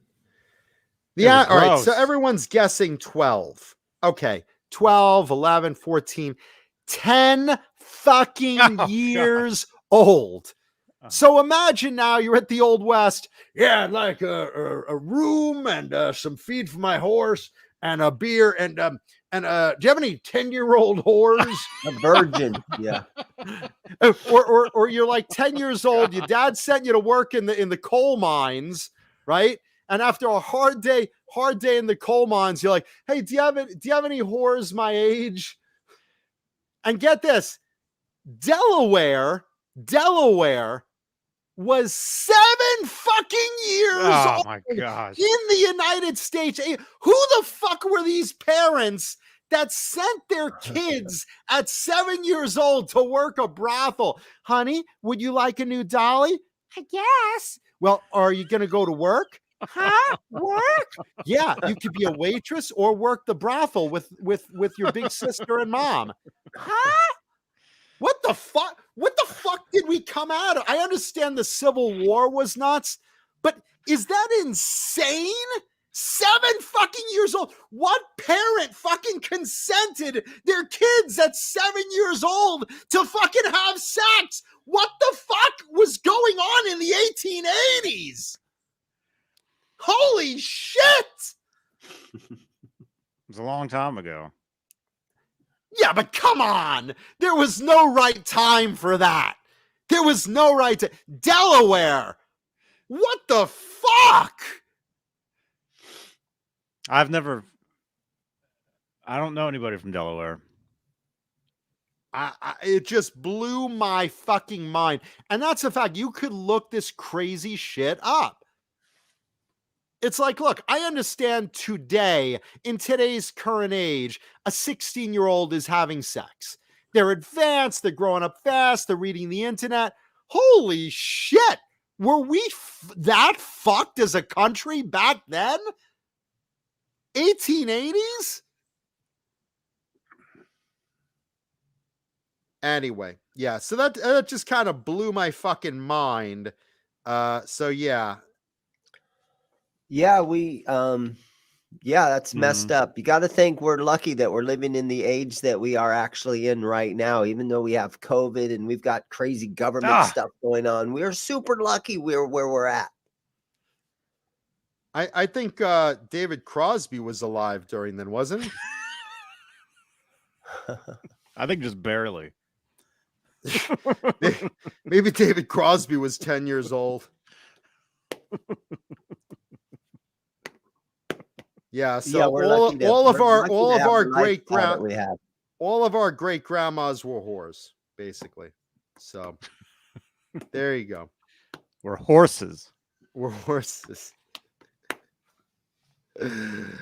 Yeah. So I thought little this is a very educational show. You're learning history they did not teach you in school. So there you go. And Russia also, just to keep it fair, Russia, you commie bastards, you were also 10 years old. But I think you were 10 years old like in the 1920s or even recently. I don't know. Russia's fucked up. So no offense to my Russian friends, but you know, come on. Yeah. There's a lot of Van Halen talk in the chat, I'm noticing. There is? Where? But you know what? Let's talk about Van Halen because we got to talk about David Lee Roth. David Lee Roth recently has been in a lot of news stories lately, and kind of crazy because he announced, we talked about this a few weeks ago, he announced he was doing his final shows, and people paid up to $4,000 a ticket to be at his final show in Vegas. And he just announced, he said, "Hey everybody, we decided that I didn't know that people would pay so much money to see me Yeah, go. I'm making some money, so I've decided to add on a couple more weekends. So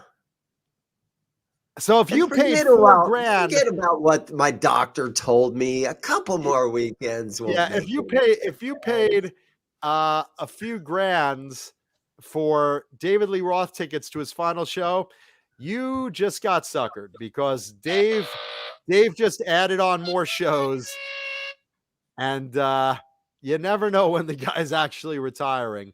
I'm telling you, his comeback show in a couple of years is going to be huge. Yeah, more like he just came on your back if you paid $4,000 a ticket. I don't think he's retiring. Is there any news of Alex showing up or Michael or any of that? Any confirmed rumors of the band? I haven't heard boo from either of them. And Alex is just laying back. Alex hasn't been in the mood to do anything. If anything, you would think he would jump on with Wolfgang. Not so much with Dave. Mm-hmm. And then Dave also in the news while we're there. Dave recently announced that in an interview, because he did a painting recently that was basically some stripes and let's see. Here, I'll find it. Yeah, you know the painting I'm talking about, Johnny. David Lee Roth paints. It's a hobby he just does, and someone basically said, that painting looks very similar to Van Halen stripes. What are you trying to convey there? And he's like, well, I have the right to, because I was the one who designed those Van Halen stripes. I was the one that wrote all of the songs on the first album, every word, every melody, every lyric. I was the one that came up with calling the band Van Halen. I was the one that, he basically went into a rant of, I was the one who did this. And make no mistake, I don't want to take things away from Dave that he actually did, because he is, in my eyes, one of the absolute greatest frontmen of a rock band that has ever been. He really, David Lee Roth was the standard. I agree. But I don't believe he designed those Frankenstrat stripes. That was, in my eyes, that was all Eddie. Yeah. In his shed out behind his house. Yeah. He was painting that stuff, and I don't think Dave was hanging out with him that day. I don't think Dave had anything to do with that, but he's claiming he did. And now he's doing this painting basically saying, Keith Campbell says maybe he has dementia. I don't know. It's kind of a neat painting. If you took the picture of the Frankenstrat out of it, and it looks like could be like a sunset, but it's a lot of yellows. I don't see any red. Well, there's one red stripe. I don't see anything resembling a Halen guitar in that painting. I don't either. Starters. It's called Big Wave, that painting. Yeah, you can wave your money goodbye if you bought any of his last show tickets. I can see, there's lines that are crossing here, so you can kind of. So, Johnny, look at my shoelaces. They also have lines that are crossing. Did Dave invent those also? Probably. It's like, on the seventh day, God rested, and on the eighth day, Dave created God. Okay, John, let's say you make a lot of money in your last movie that you were in, and this actual picture shows up at an auction. What would you be willing to do? What would you be willing to spend on this actual picture right here if it showed up at an auction? The only thing I would do, I would turn it into a Monet by jerking off on it and adding a 3D effect to it with my jizz. Now, I Would have you no connection to that painting, nor any desire to have anything that David painting. As much would as you I give love him $1,000 as a, for it? What if you could get I it for wouldn't give you a $1,000? dollar. I literally wouldn't pay $1 for it. I have no connection to that painting. You know, if someone wanted to sell me, you know, one of Eddie's guitars, okay, maybe I'd be interested. I have no connection to that painting. What would I do with that? I mean, does You hang it anyone on the wall believe? over your bed. Does anyone in the chat right now believe that David Lee Roth created, told Eddie, "Hey man, you should stripe those guitars of yours with tape. That would look cool." Does anyone believe that Dave said that? And I'm not trying to bash Dave here. I'm just trying to talk reality. Well, he said that years ago. This isn't the first time he said this. He said that when he had his radio show years ago. He had said that he says he got the idea because he saw the bass player from the Clash had a bass that had stripes on it. So that's where Dave says he originally got that idea. But in this latest clip, he's talking about how he showed up with 3 different sizes of tape, and our friend Chris Gill, who wrote the Eruption book, we had him on a few months ago. He's saying that one of those brands of tape didn't even exist back then. I don't even care if Dave's wrong on the tape. I don't believe that Eddie just had a guitar and he's noodling away, and Dave says, "Hey man, I have an idea for your guitar." Huh? Right. Yeah. I mean, that makes no sense. In Santa Cruz 3600, I actually am an art collector, but I collect comic book original artwork. I collect the hand-drawn artwork used to produce comic books. So that's the artwork I collect. But I don't collect that David Lee Roth paints, and nothing against it. It's, you know, it's not that it's not nice art. I just have no connection to it and no reason to spend even $1 on it. Is Dave selling his art? Do you know? Or is he just stacking it in his basement or something?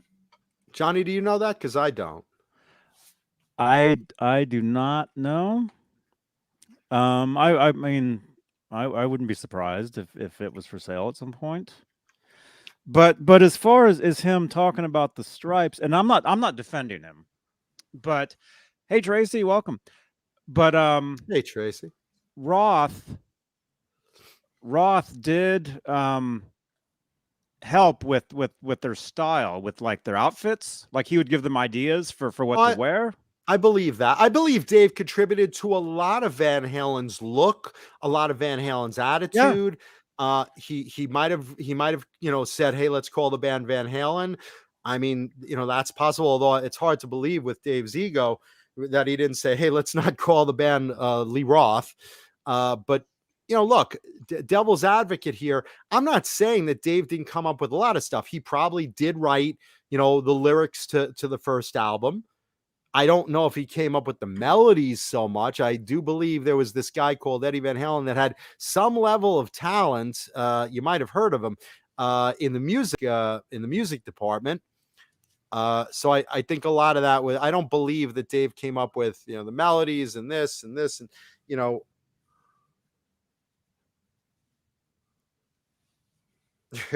Huh? I like the survey. Stripes, Yeah. Which is true. Stripes with Dave's idea. Ed told Mitch he was in Van Halen. Where's the you only have those 2 choices? Yeah. Thank you to Steve Carmichael's. Yeah, that's Steve, thank you, Steve Carmichael. That's Steve Carmichael's idea. And also Boner Jams. Let's see. I know we were discussing a pretty important topic, but I need to know who is everyone's favorite X-Men. Nice shirt, Mancuda. Thank you, Boner Jams. I like the Burning Cockrum era of X-Men, which is the mid 70s to the early 80s. And I mean, everyone's natural answer is either Wolverine or Phoenix, and I love them too. But I'm probably going to go with Colossus and Banshee as my 2 favorites.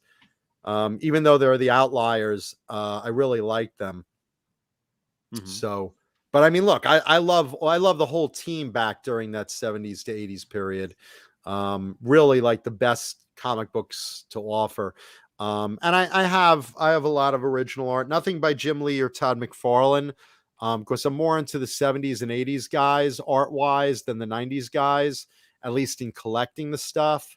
But I appreciate Jim Lee and Todd McFarlane's stuff, and I'm very good friends with Rob Liefeld just because he's like just a great buddy of mine, who created Deadpool. For some of you might know. Oh, cool. Yeah. Thank you, Boner Jams. Thank you, Boner. Yeah. So, which is true? Neither of those is true. Where's the option for neither? Yeah, definitely neither. Yeah, I mean, I love comic books. Those that watch the show know I mean, there's a goddamn screen used Captain America shield behind me, so I definitely love comic books. And right there, that was from a Marvel commercial shown in Japan. Not one of the movies. It was from a TV commercial featuring the Avengers. I got that from director Rob Cohen. But anyway, yeah, I mean, I collect comic books and read them, all the way back to the 1940s and all the way up to what's on the newsstand today. I collect all those years. I just love this stuff. My personal sweet spot is like 76 to 86. I just think the stuff was better written and drawn then, but I read all of it. I read all of it. I like all of it. And the ads. I love all those ads. I love all the X-ray specs. Yeah. See through your neck. I couldn't order those fast enough. Did anybody actually order those? Yeah, I've seen those. It's an optical illusion, but you buy them, you send you 35 cents plus a self-addressed stamped envelope, and you're thinking, oh my God, I'm gonna finally see my neighbor's mother's tits, and you look, and it's actually they're it's her father's tits sagging down. So gosh, it never actually worked. Yeah, no, I had him in high school. I walked in, had him on I'm walking through the hallways thinking, here comes Karen Kingsley, that hot cheerleader. And she's looking like, the fuck is wrong with you? And I'm thinking, well, why don't I see your tits? And it's not working. Yeah. Sea monkeys. I left some sea monkeys in a sock this morning. So I mixed up my own batch of sea monkeys. Johnny, can we see something else that Dave has painted recently? Yeah.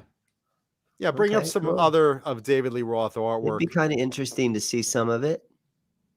Yeah, and Gino Ames brings up Rob Liefeld just did a cool Snake Eyes series. That is true. It was very good. Yeah, Bruce points at like sad sack. That's what my last girlfriend called my balls. So yeah, I know all about it. There we go. There we go. So this is another masterpiece from David Lee Roth. Clearly, you could see the red and white stripes. So he must have designed Eddie's guitars. He must have. Yeah. Right? Jesus. That one doesn't really speak to me. It looks like a sour belt. You know those candies, those sour belt candies? Oh yeah, or like a vine, one of those little rope vine kind of thing. Vinum? Yeah. Yeah. Vinum custom pickups. Fantastic Vinum custom pickups. Listen, when you want a great tone, you want to custom order Vinum custom pickups. Because look at that. Is that Craig Vinum right now? We're talking about these Vinum custom pickups. That must be Craig Vinum. Go to Vinum custom pickups. There you go. To accept, press 1. To send a voicemail. There you go. Vinum Hello? custom pickups. Johnny, Yes. Larry C. Hey, Larry. Larry in the house. Oh, I thought it might be got Mitch time for a Malloy quick calling ball again. story. Yes, real quick. Real quick. This is Larry. He was on with us on Friday talking Van Halen. Welcome, Larry. Yes, Larry, you're on the air. Yeah. We're talking Les Pauls, and I sent you a picture a couple days ago about a 56 Les Paul that I worked on for a buddy, right? Uh-huh. Did you see that? I don't know. See that's Okay. why I hooked up WhatsApp. So any messages I get, I know it's more organized. Organ being the key Yep, word. I there. just tried to log on and wants an update and all that. So anyway, Cool. there's a picture of a '56 Les Paul that a buddy of mine needed work on, put some frets in, but he bought that from Norm's back in 1977. That's Norm's So Rare he traded Guitars in Norm California. a '57 gold top. No, it was a '59 gold top.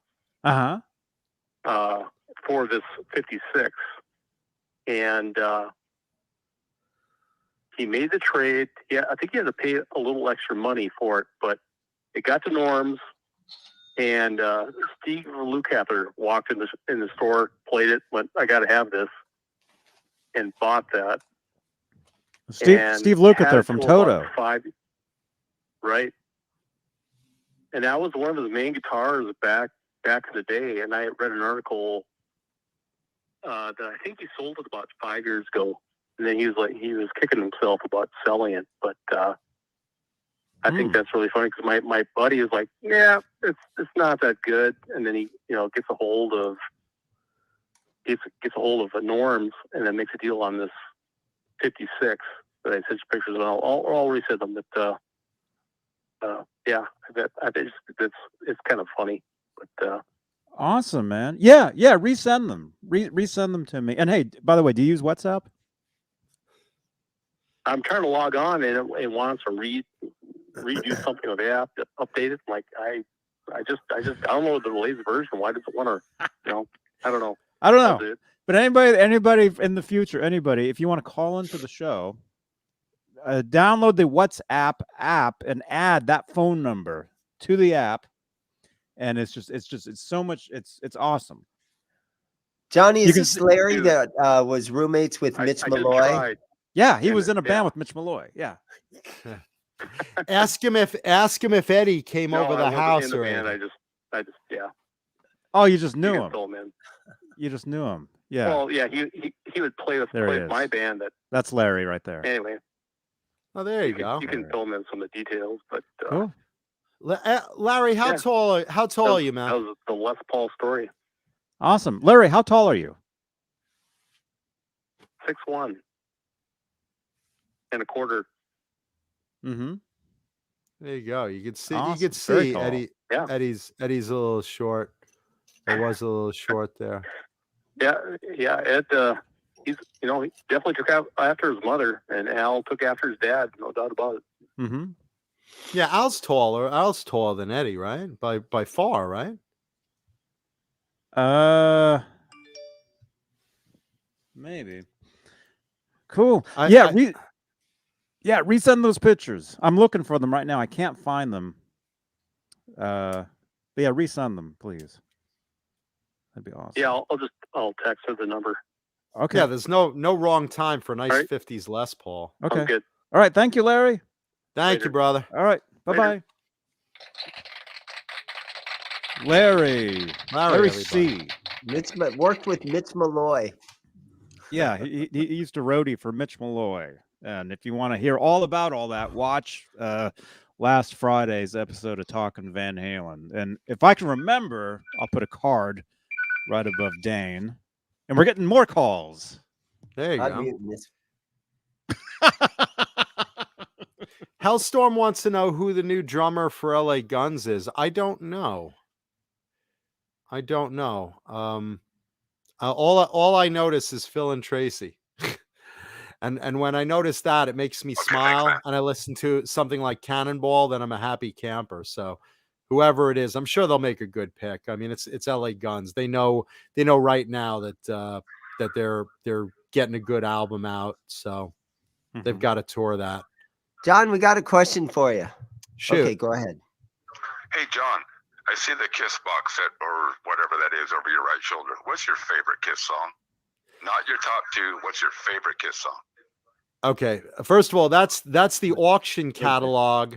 That's the auction catalog from the Kiss auction in 2000.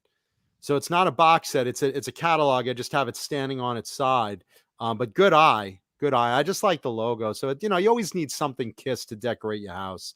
My favorite Kiss song, and I, as you guys know, am along with Neanderthal, big Kiss fans. Oh boy. Oh, I mean, everyone's typical answer is Rock and Roll All Night, but it's not my favorite. I love Love Gun. I love Reason to Live. I'm probably gonna go with Love Gun. I that song just always gets me going, and I could listen to it just a million times. I'm But kind of into a Calling Dr. Love right now. And also, I can't help it, but Christine 16 is freaking awesome. I mean, there's no wrong answer. In the chat, Right. what's your favorite Kiss song? Because I mean, I could think of so many, and Renus is right. Reason to Live is terribly underrated. It's more of an emotional song than like a hard-edged, and I love Black Diamond too. Kevin Coachell brings up Black Diamond. But there's something about Love Gun that, just get Love Gun. Good vocals, good singing. Yeah. I mean, that's a high energy song, and I love a high energy Kiss song. I mean, Right. that's the type of song like you really want to see live at a Kiss show, with just Paul strutting around doing that one, and just the high vocals and the fast guitar solo. Yeah.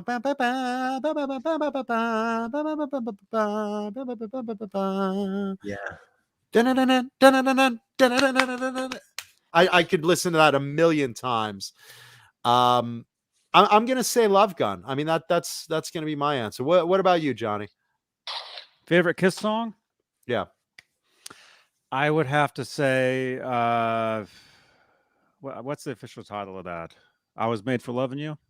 Is that it? Desmond Child, man. And you know what's funny? I love that. I love that one a lot too. It's got such a great chorus, and I know that Gene Simmons hates it, like really, really, really. That's why I like it. Because Gene hates it. I like that song, and I know it came out like during the disco era, and it's got that chorus and whatnot.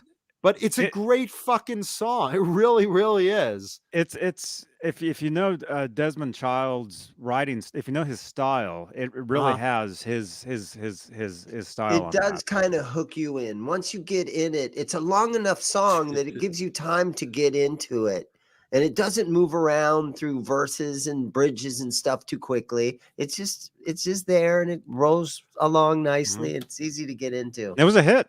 It was. Yeah. They wouldn't. It was absolutely. It was a huge hit. They wouldn't be where they are today if it wasn't for that one song. Well, I mean, it helped. Look, all of them helped. I mean, they've sold a gazillion albums, and what's their number one selling song? Beth. That's probably like their biggest hit, but I mean, the one everyone knows is Rock and Roll All Night and Party. Rock and Roll All Night's definitely had the most radio airplay. Yeah, okay, but Beth I think was their biggest hit, right? Yeah. Beth is Kiss's biggest commercial hit in the United States. It reached number 7 on Billboard. Yeah, and Beth is a beautiful song. It really, really is. 10 biggest hits. Okay, that's their biggest hits. Shock me. Did somebody say biggest hits? You want to know what our biggest hits are? They're right now on Gene. Gene has the biggest hits right now in the band. I kind of like got to lose a little weight. The S in Sex was a good one. I like that song too. Yeah.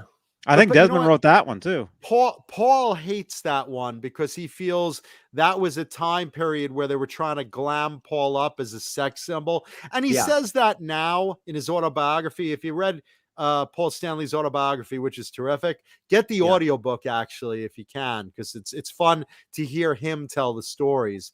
But I'm sorry, I don't believe him when he says, "Oh no, they were trying to make me into a sex symbol. I didn't want to be that. I just wanted to play good music." Fuck you. Come on, brother. You know you were enjoying being They a wouldn't let sex him symbol. wear a shirt the whole decade. Yeah, no, he enjoyed that. He says he didn't, but that's bullshit, because the whole reason they started playing music was to get chicks. So don't tell me you're not enjoying being a sex symbol when in your early years you were rejected by girls. Believe me, I know, I know. And welcome back, Bozique. We're talking about Kiss.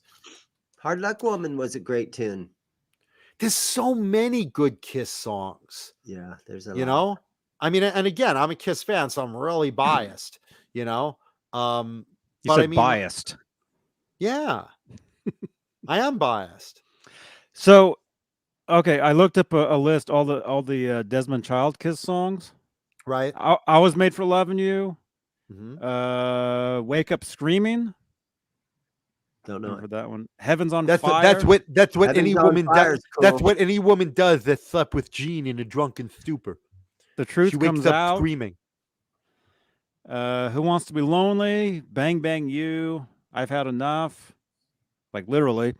Radar for Love. Bang Bang You. There's a song title. Anyway, let's put the X in Sex. That's one of them.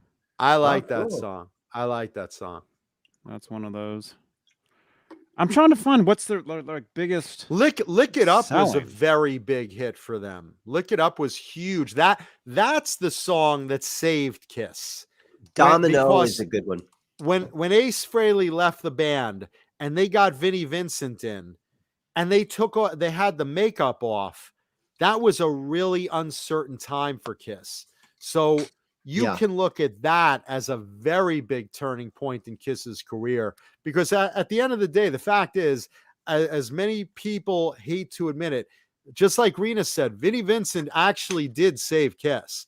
He brought them into the new glam era with a new image and a new rhythm, and he really did. Lick It Up was that hit that basically solidified that Kiss would be okay without Ace and Peter and without makeup.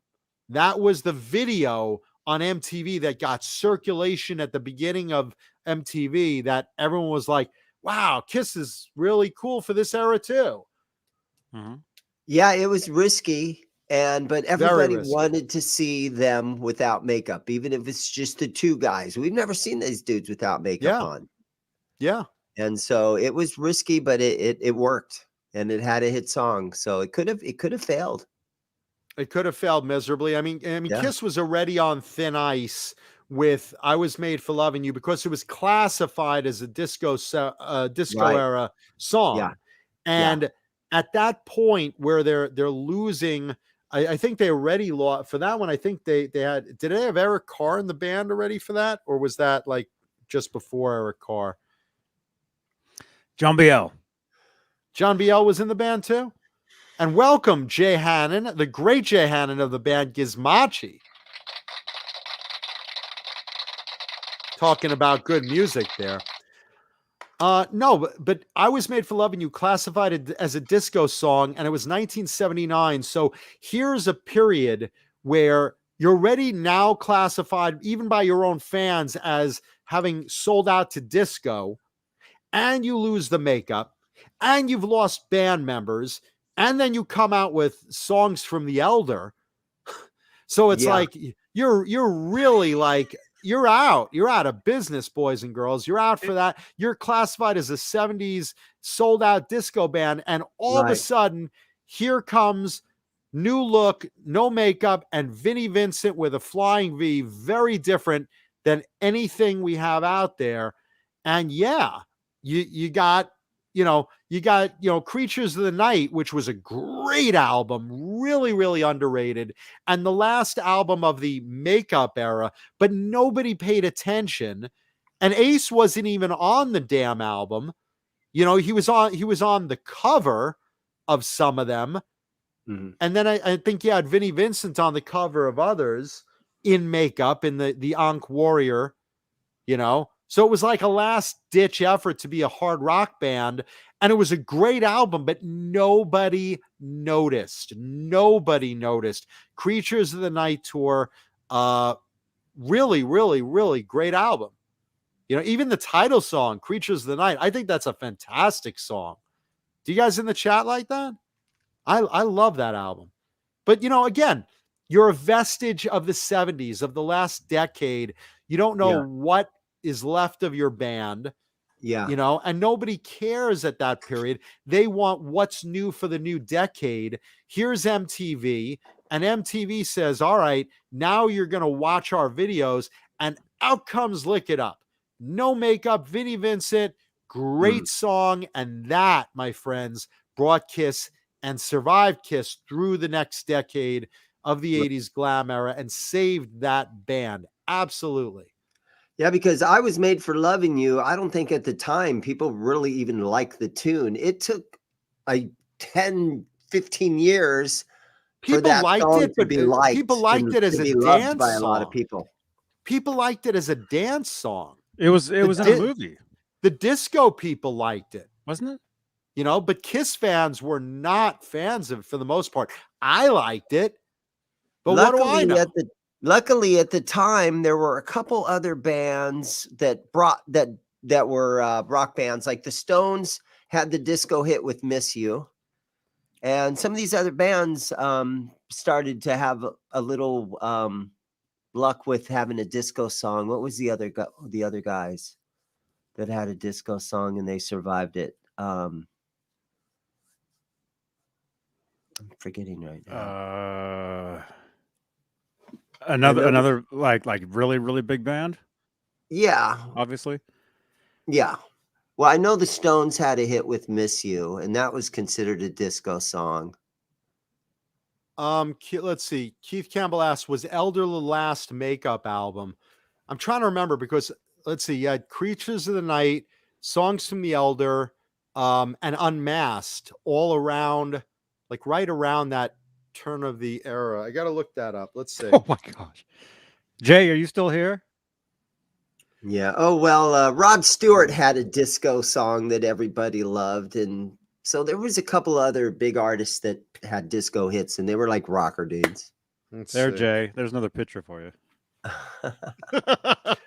I looked really good in that photo. I was thinking of Mama Cuda right then and there. She was one of those groupies. Oh my God. I was made for Mama Cuda. Let's see. Looking at that time period, you had the order they came out in. You had Unmasked, then Music from the Elder, then Creatures of the Night. So Creatures was actually their last makeup era album based on the cover. And Lick It Up was really where they dropped the makeup. They licked it off. There came Vinnie Vincent up and he started licking my ear. I said, "What are you doing?" He says, "I'm changing the career of the band."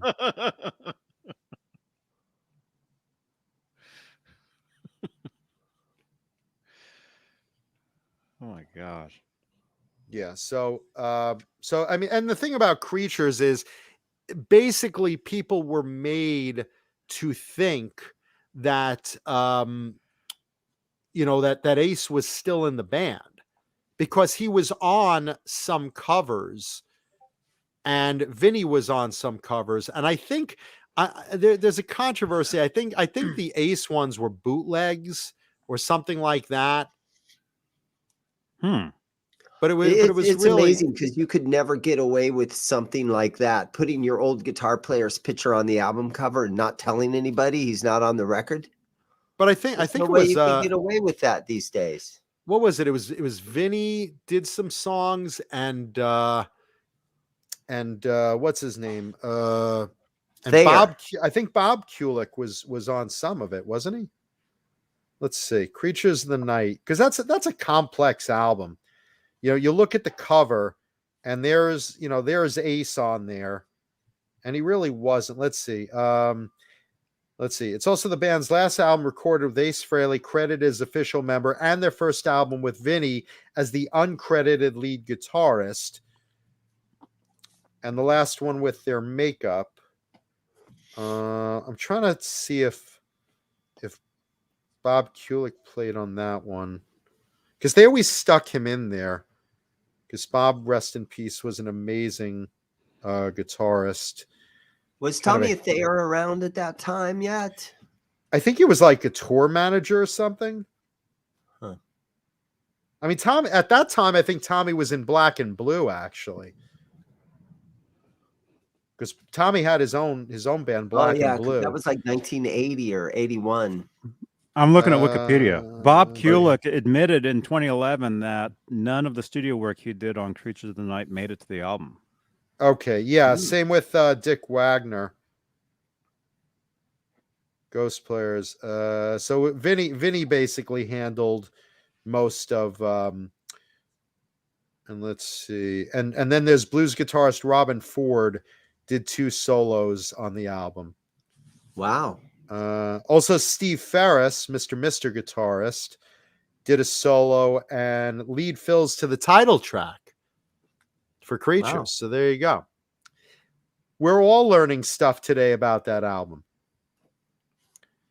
But I think that's a great album that nobody noticed. You know, and and that was basically it. You know, once disco had ended, people were looking for what was new, and hard rock and glam metal were the order of the day. Mm-hmm. There was a local band, New Wave. There was a Phoenix band called the Funk Junkies, and they took that song loud. I'm sorry, Spunk Junkies? Funk Junkies. Spunk Junkies, right. And so they did, I want to hear it loud. And then he'd be, turn it up to turn it up. And they made like a little hip hop kind of thing out of that. It was big. Someone brought up in the chat, Iced Earth did a cover of Creatures of the Night. That's cool. Reuben Ford. Let's see. Renus brings up Ace appeared in the video of I Love It Loud. Yeah, I mean, they weren't thrilled about announcing that Ace was out of the band. Because think about it, you're already coming off of Songs of the Elder or music from the Elder and the disco era, and you're trying to like save the band basically. And Gene's not really into it. Gene's starting to to think about like movies and production and other things, and you're coming into the new era like really on a sinking ship. And then you're already lost your drummer, and now you're going, nothing against Eric Carr. I mean, he was a great replacement, really a great drummer and a good guy. But with Ace, I mean, how much can you lose? Can you survive without Ace Frehley? Apparently, Paul and Gene didn't think so, because they still tried to promote him as being on Creatures of the Night, which look should have been a real good comeback album. But I think the makeup would have hurt them if they would have tried carrying it into the 80s, which they started to. They needed a change for the new era. They desperately needed a change. Vinny was that change. As crazy as we joke about Vinnie Vincent now, at the time, Vinny was an amazing writer. Vinny was an amazing guitarist. And even later on, the Vinnie Vincent Invasion with Mark Slaughter. I mean, that's all great 80s music. Really good records, 2 of them. Yeah. 2 of them. Yeah. The first one was Rob Fleischman singing on the first one, who had an incredible voice. And then, he got in a little bit of a dispute with Vinny, left the band. And then, Mark Slaughter and Dana Strum came on. And, that, of course, broke off into Slaughter. I mean, the whole thing, it's like a spinoff, It's like a spin-off TV show. How Vinnie Vincent Invasion spun off of Kiss, which, spun off into Slaughter. But that whole thing, yeah, and Hellstorm brings up Mark St. John. Poor Mark St. John is always forgotten. That's true, man. And he was on what was it? Animalize? Was it Animalize or was it? I think it was Animalize that he was on. If I'm not mistaken, let me just right about that. take a John look. Biel. No, Are you not here? John Biel. John Biel was not on that He did album. just the one record. Yeah, Animalize he was on. What was And the hit then- on that album? And then Bruce started on Asylum. Okay. I always mix that up. But Animalize came out in 84. And Mark St. John started off great because, Kiss doesn't want the flashiest solo guitar players. That's not what Kiss is about. They want someone who just blends in as a member of the band. And Vinny was a bit grandstanding for them. So that was a little hard for them to face. Mark St. John just kind of blended in nicely, and he had a hand injury. I don't know if it was like tendonitis or something, but like he just basically didn't work out, because of his hand injury, and he had to leave the band. And that's where they got Bruce Kulick, who, in my opinion, was the most proficient guitar player Kiss has ever had. Great player, great guy, blended in with the band beautifully, great writer. I mean, I love the guy, so, but yeah, poor Mark St. John. Thank you, James Bridges. Appreciate that. And I agree with Bozique. Bruce Kulick is the best technical guitar player in the band. Now, of course, Ace Frehley is the most famous because, he's the original. He's part of the makeup crew, enough so that, someone else is in his makeup playing him, Mm-hmm. So, think about that. That he's a brand. The Ace makeup is a character. Mm-hmm. You think eventually they'll bring somebody else in to dress up as Vinnie Vincent? Welcome back, Kurt 5150. If he's Kirk. wearing a bra. I mean, they've always said that Gene and Paul have always said, well, Kiss doesn't have to be like us. It's like Batman. They could keep the character going with different people in the costume. Yeah. And my guess is they're going to. But you know what? To have some sort of credibility is a whole nother matter, because now you're just without any original members. You're really just kind of looking at a cover band, unless you still have, Eric Singer still in the band, and what's his name? Who's playing Ace now again? That guy. Yeah, but Thayer. Tommy Thayer. Thayer. If you have Eric Singer and Tommy Thayer, you can still carry on the band and say, well, here's some members that, were in the band for like 20 years to give it some legitimacy. But you're not going to have any original members without Gene and Paul. That's going to be like the end of an era. Now, you could always, and devil's advocate here, you could bring in Gene's son to carry on his dad's legacy. That would be interesting. I would find that interesting. I don't know who would play Paul's character, but I could Paul's see daughter? some. I don't even know. Paul has a son. I don't know a lot about Paul's kids. I don't know how old I they have are. no I don't know idea. their musical proficiency. There's a Norman's Rare Guitars video where Paul was there with his kid, and his kid was playing and checking out old guitars and stuff. I think his kid's a player. How old's his kid? Well, the video is probably 5 or 7 years old now, and he was Right. 14 or something at the time. Oh, He's so probably age like of 20. age of consent of state of Alabama currently. But he's probably better at guitar though than Paul. This is my son, and he's gonna wear my makeup and carry on the Kiss legacy. What do you guys think about the animated series of Kiss? The Adventures of Kiss.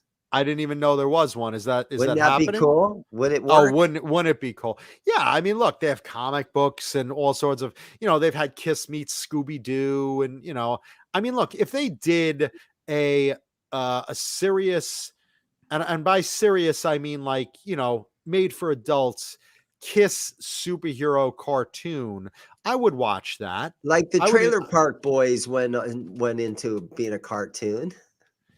Well, that's different. That's tongue in cheek, and they're fun and everything. But I mean, like, it can't be like Kiss meets the Phantom of the Park. It can't be like stupid like that. It's Leo Safko says Kiss saves Santa. I would watch that. I think that would be a brilliant special. I would watch that. Yeah, and they make them crime fighters or something. Gene's having sex with one of the reindeers. He's leaving some some load on Blitzen.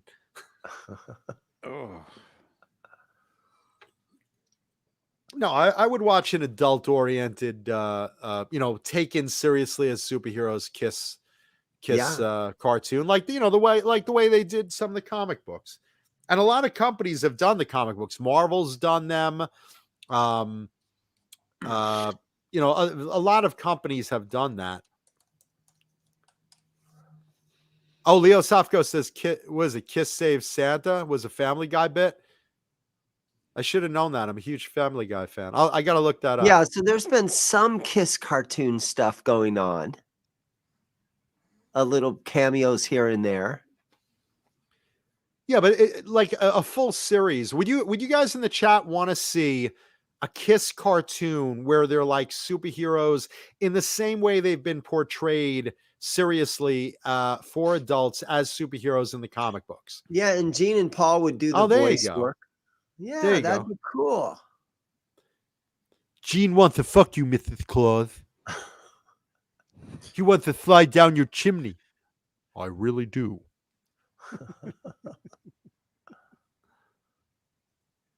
I was made for fucking Mrs. Claus. You were made for blowing me.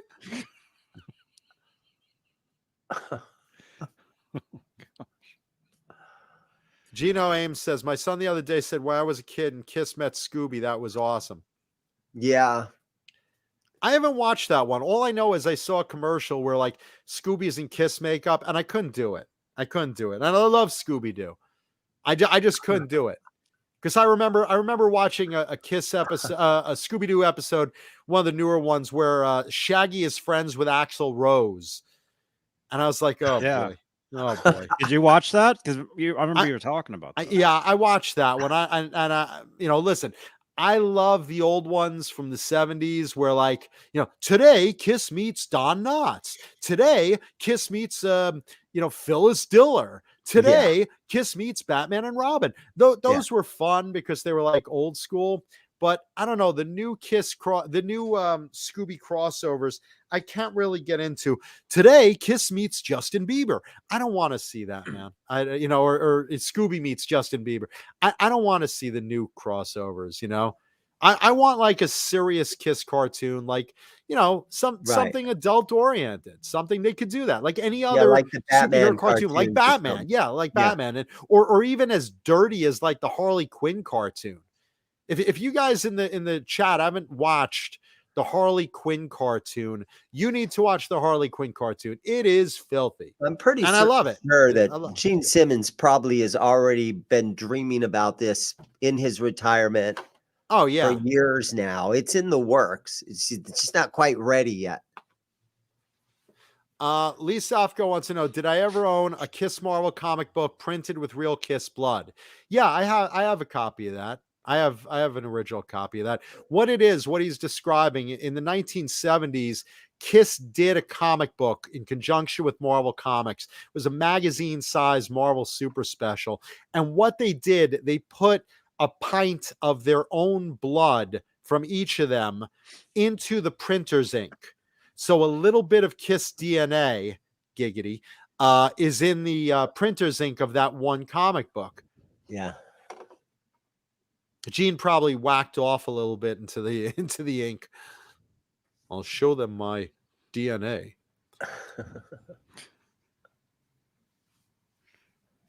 Yeah. Renus wants to know, has anyone ever used the Kiss condoms?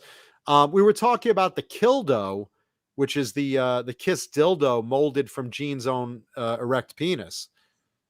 So I'm going to give out a few of those for Christmas gifts. Mama Kuda's getting one. Oh, now that I'm single, I could use the kildo. Ow, Gene. Ow. Ah, rockin' hard as a rock and roll all night. Bozique wants to know what I'm talking about with the Harley Quinn series, not the Batman animated movie. There's an animated Harley Quinn series on TV going on right now. And what it is, it's dirty. It's really dirty. Like she's taunting a villain that he never finger fucked a girl.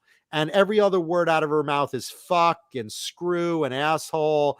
I mean, she's, they make sex jokes. They make a lot of curse words. I mean, I love it, but it's really, really made for adults. Like Batman, the animated series, you watch it. It's very serious. It's, it's not campy or anything.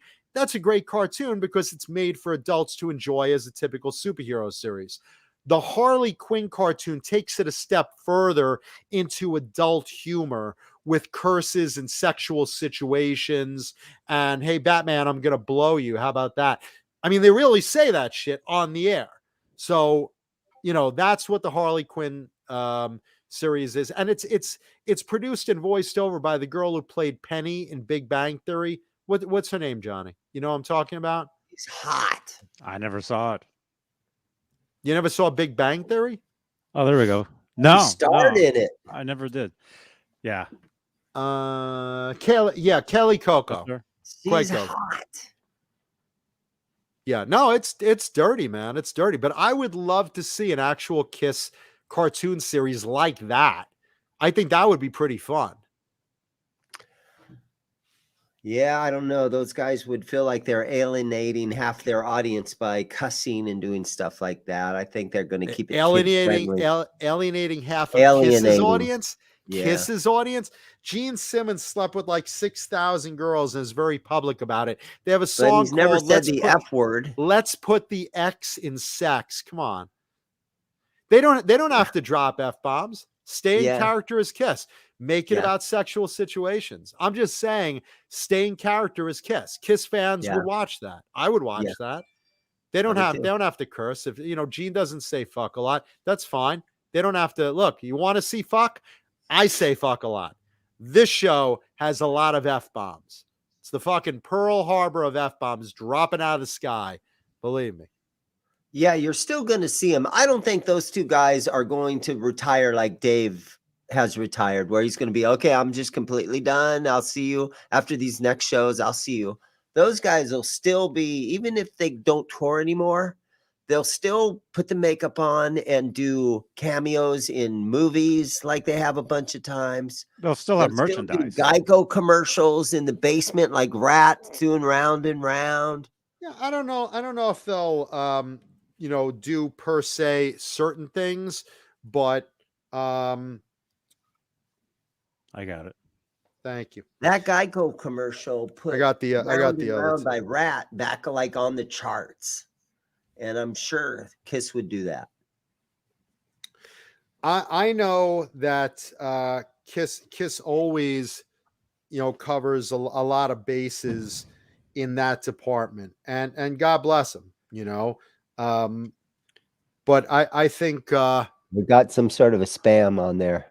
Yeah. No, I know. Naked XT. I know. That's all good. Hey, it's very appropriate with the actual show we're putting on. Yeah. So it kind of actually fits in more than most of our sponsors. Speaking of perverted sponsors, Bang Energy Drink, delicious Bang Energy Drink. The can is as thick as Ron Jeremy's cock.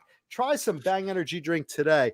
And of course, Johnny, what's the most delicious thing you could think of eating besides vagina with Bang Energy Drink? What is a tasty treat that is another sponsor of the show? What could you think of? Delicious Colonel's Gourmet Popping Corn and more. That's a great idea. And you know what? Talk about a good gift idea. Did you guys notice that we're coming into the holiday season? So this holiday season, you're fishing for all these gifts and trying to figure, hey, what can I get my friends, neighbors, and, guys like Johnny and Dane and Paul and Kuda and Mama Kuda. What can I get all the people I care about on my gift list? Well, delicious kernels, gourmet popping corn, and more certainly is the gift that everyone has on their wish list. I mean, I think so. Yeah, somebody, please send me some of that. I'm begging you guys. Yeah. Please. Everybody's got my address. Everyone has Dane's address because we love that. So if you mention Jay Hannon or Johnny Beane, you get more product. You get more of those delicious candies, nuts, sugar-free chocolates, regular chocolates. You might even get something for Dane Zimmerman. He would appreciate some kernels. I know Mama Please Kuda send loves Dane. kernels. I know Please Mama send Dane Kuda some loves popcorn. kernels. I'm so sick of pizza, guys. Yeah, Send him Paulie the loves pizza. kernels popcorn. Every Neander pizza Paulie, I ever we- got has just been horrible. Yeah, because they're not from New York. I need popcorn.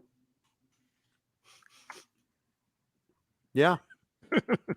Delicious kernels, gourmet popping corn, and more. Make that a part of your gift giving list this year.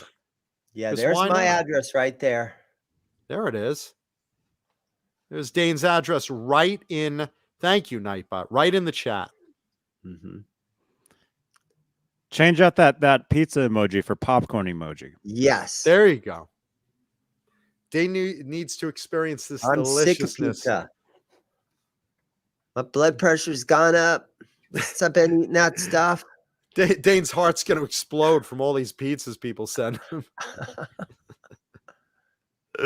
It's gonna look like the way Dane eats a pizza, all just splattered all over the place. It's okay to make a mess with popcorn. And Keith Campbell, yeah, they have chocolate covered raisins. They have everything there. They have so much deliciousness over at Colonel's.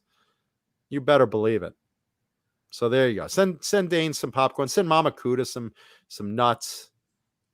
Oh, John, I love nuts in my mouth. I really love that. That would be nice. And John, what huh? else we got? Wonderful Got Swiss one picks. more. Dane, are you carrying those in your store? Another of our beloved sponsors, Swiss Picks. Are you selling those in your store as well? I have some packs of them. I have about 20 packs of them. Nice. So here you go. When you want the best gripping guitar pick, look at those beautiful things. They have raised holes in the picks, so you get a better grip when you play. These picks don't go flying out of your hand. These picks have grip. They're solid. They're thick. And these things last. I use Swiss picks a lot. They're well made. They are my personal favorite pick. Right? Those green ones right there are among my favorites. I like the 80's. And I like them in neon green. I like the glow in the dark ones are my two favorites. Yeah, 0.80, and these are 0.110s. Yeah. Nice and thick. None of those little skinny jobbies. Yeah, I like the 80's. The 80's feel really good to me. And the thing, how much do you charge for those packs, Dane? What do you get for those? $6.99. $6.99. They are so worth it because you know what? They're not like these fucking free picks you pick up at Guitar Center on the floor. These are thick, solid picks that really Like you could laugh. No, not that garbage. These are. Hey, Johnny, come on! I'm teasing a sponsor here. Hey, Johnny with his garbage. Look at that. Those beauties are amazing. They are the best made picks out there. And you know what's funny? I always, anytime I'm in a guitar store, I always wind up giving away one because someone always says, hey, what are those? Can I try that? They notice I'm playing with a unique pick. And I'm like, these are meant to last. These are not throwaways. These are good pro quality picks. So I give away Swiss picks when I see someone when I'm playing, and they're great, man. So order some from Swiss Picks website or from Dane. Order some from our buddy Dane. And again, another good opportunity for gift giving. You need a stocking stuffer? Use the Shocker. 2 in the pink, 1 in the different type of stocking stuffer. Use Swiss Picks. Get them from Dane. Dane has all sorts of good stuff. Swiss picks. Welcome back, Lindy Lynch. Thank you. Yeah, so there's Swiss picks. And of course, our other good sponsors, who are they, Johnny? We have Tessie Switch, the greatest kill switches out there. I know Johnny has a Tessie Switch sticker. There it is, Tessie Switch. When you want a good kill switch, Tessie Switch is the one the pros use. Johnny, you use a Tessie Switch, right? I have one. It's not installed in a guitar yet, but when it is, I will. There you go. Because Tessie Switch is the one the pros use. That's the one you could beat the shit out of, and it just keeps working. Go to Tessie Switch's website. And when you want to hot rod your guitar, where do you go, Johnny?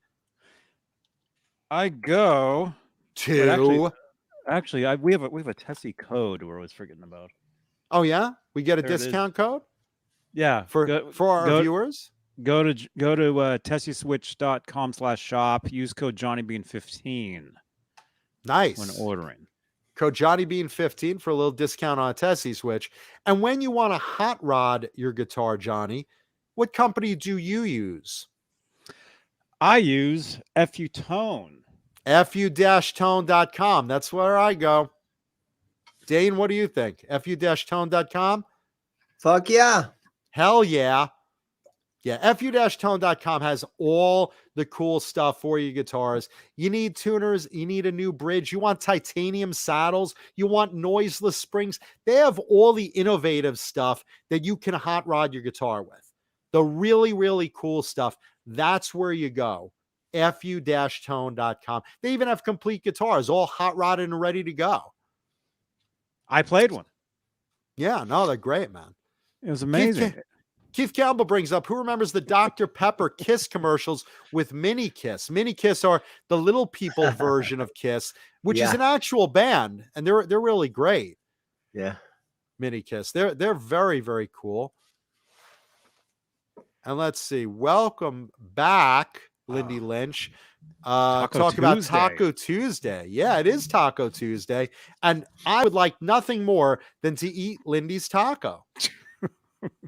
There you go. Senora, I want to eat your taco. Senora, me pinga. Me pinga. Yeah. Whoops. Thank you. And welcome back, Janice. Thank you. Good morning, Janice. Yeah, let me tell you something. There's a taco truck I am fucking in love with. And they are still Tuesday. Yeah, I can go after the show because the taco truck I go to is down, let's see, what is it? Down La Brea by Venice and or by Venice Boulevard. I think it's La Brea and Venice, but it's like in front of a gas station. It's called Leo's Taco Truck. I'll give him a little plug. Leo's Taco Truck. They're so good. Not Lee's. And no, Leo. And you go there and there's a line there and they have Al Pastor to die for. Come on, Lindy, we'll go together. It's Taco Tuesday. Really, really great stuff. If you guys are out in LA and you get a chance, if you're in that area, they're open till like 1 or 2 in the morning. And they close at 2. Yeah, there's a line. Yeah, there's a line. 15 South La Brea Avenue in LA. There you go. There's a line. You'll be waiting online, but it goes pretty fast, and it's so fucking worth it. Their tacos are so good, man. I am just all about it. Really, really good stuff. I think there's a new movie or a new series about, and it's called La Brea, and the street just opens up. Oh yeah, fuck that. It's like they're trying to be lost, but like on a shoestring budget with crap special effects, and people have told me about it because I asked some of the audience, like, you know, is it good to watch? And they're like, it's like Lost with CG graphics minus a good story and good acting. So I didn't even try it. Like I said, Wheel of Time, I just started. I'm looking forward to that. I got to catch up on South Park, the pandemic episodes. I got to watch those. I got to catch up on F is for Family. And there's a bunch of good stuff. Like I said, Hawkeye, I got to watch.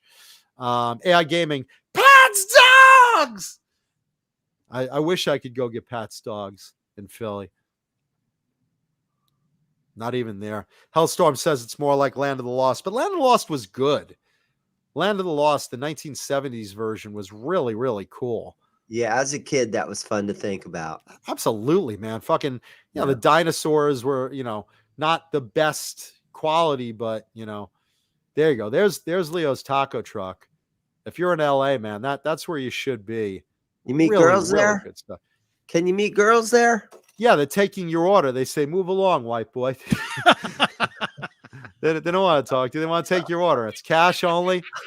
Cash only. Go over to that door, go over to that window, pick up your onions, your guac, and your hot sauce, and your cilantro, and get out of here, man. Yeah, good stuff. So you don't walk up to a random girl and say, "Can I have a taste of your taco?" Oh, I do, but don't go by me. Never use me as a role model example of how you should behave. I'm definitely not the role model. Let's see. What else do I want to bring up? This is interesting. So Megadeth came out with a new cryptocurrency. Like literally, this is not a joke. They came out with their own crypto called $Mega, which was the idea of Dave Mustaine, $Mega. And when you use their crypto, you get all sorts of exclusive bonuses, Megadeth content and song downloads and extra merch and stuff to use their cryptocurrency. They were going to call it something else. When Dave Ellefson was still in the band, they were going to call it Jerk Off on Them. And so that was what they were going to call it. But they went with $Mega. Jerk off on them. Like Ethereum, but... So well, that's interesting. That guy's still around though. He's in a new band and he's got like new stuff going on. Dave Ellison's talented, man. I mean, look, he's the guy that was like the bass player that wrote some of Megadeth's greatest bass riffs. He's been in and out of the band twice, and he's always going to have work. I mean, for God's sakes, it was a ridiculous thing that him and the band parted ways. They're whatever their own disputes between Dave and Dave, that spilled over into this. Yeah, we could have called it Mega Splooge. We could have called it Jizz Coin. Come on, feel the noise. I like that one. Can't Drive 55. Mega Nut. I mean, there's all sorts of names they could have called it, but they went with $Mega. But Mega Dollars. Mega Dollars. I mean, they could have called it anything. Golden Nuts. So how's it actually work? This cryptocurrency stuff they got. It's basically like a digital currency. It's invisible. Yeah, you basically use a code to unlock it, and that unique code you can buy things with online. Yeah, it's value.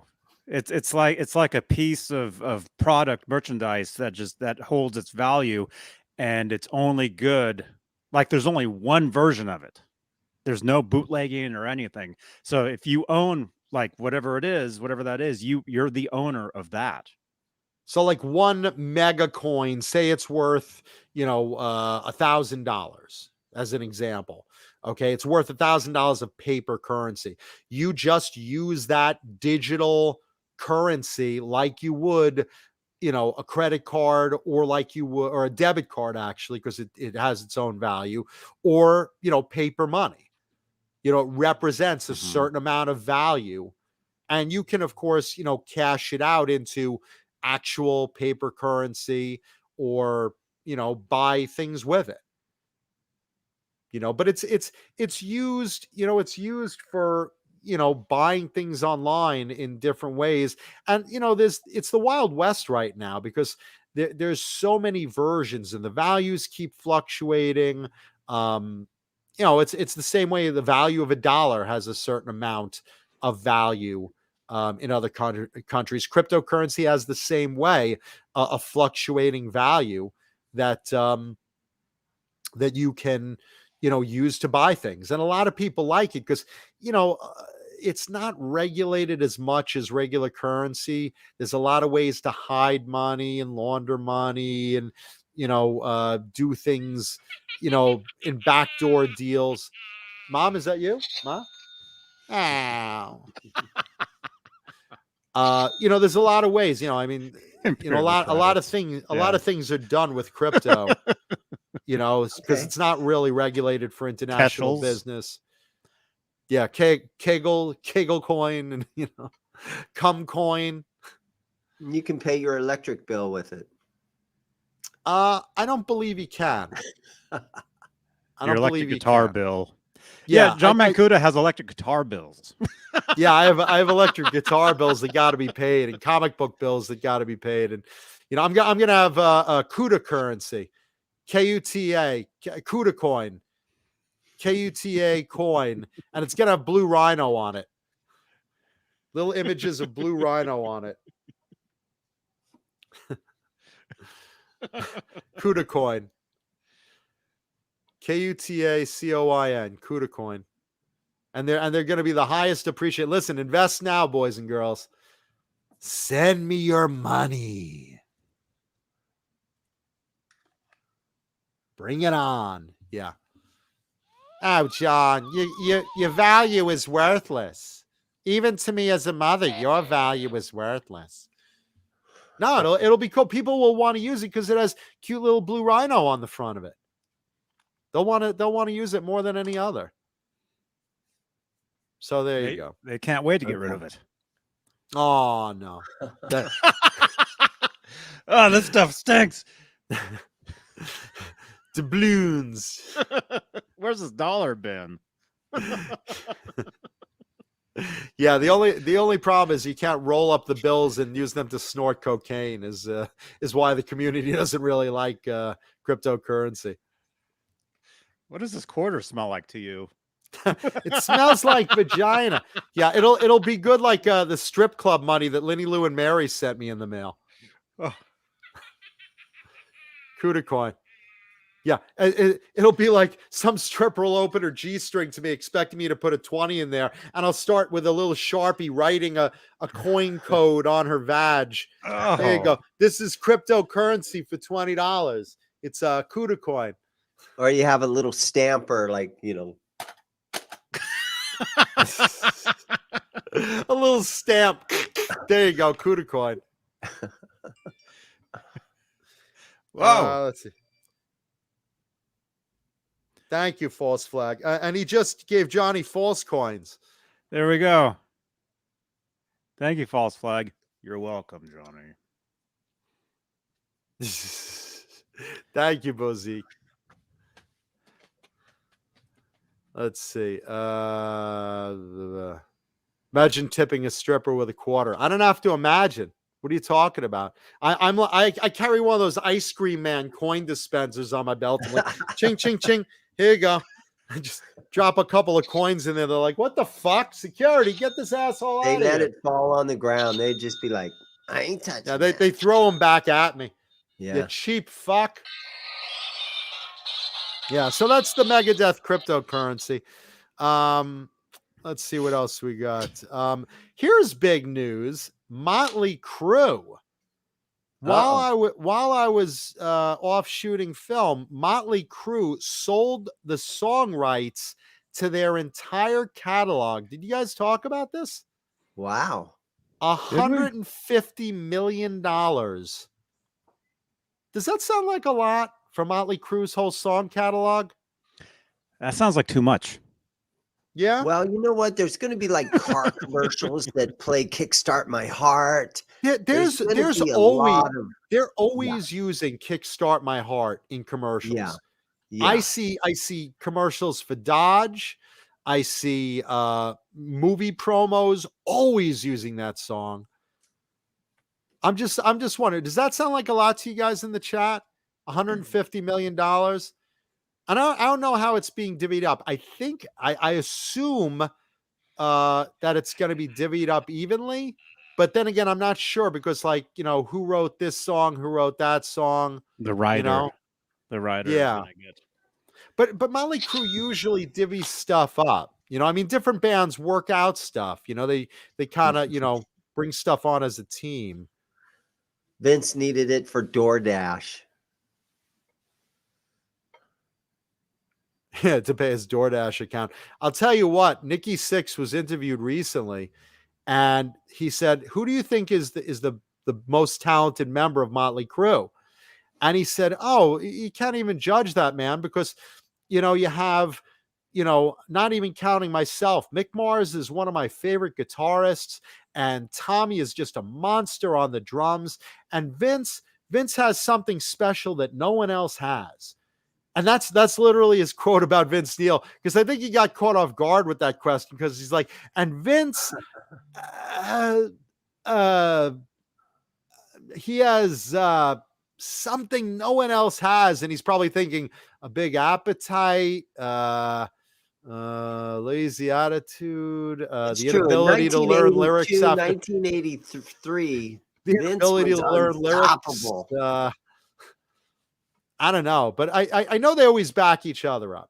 I know they always back each other up a lot. So I don't know if they're playing the I wrote more songs and you wrote the music, so you get bigger percentage, or are they doing the we're splitting 150 mil 4 ways? But I think that's probably, knowing Motley Crue, I think that's probably the way they're gonna go, the route that they usually choose.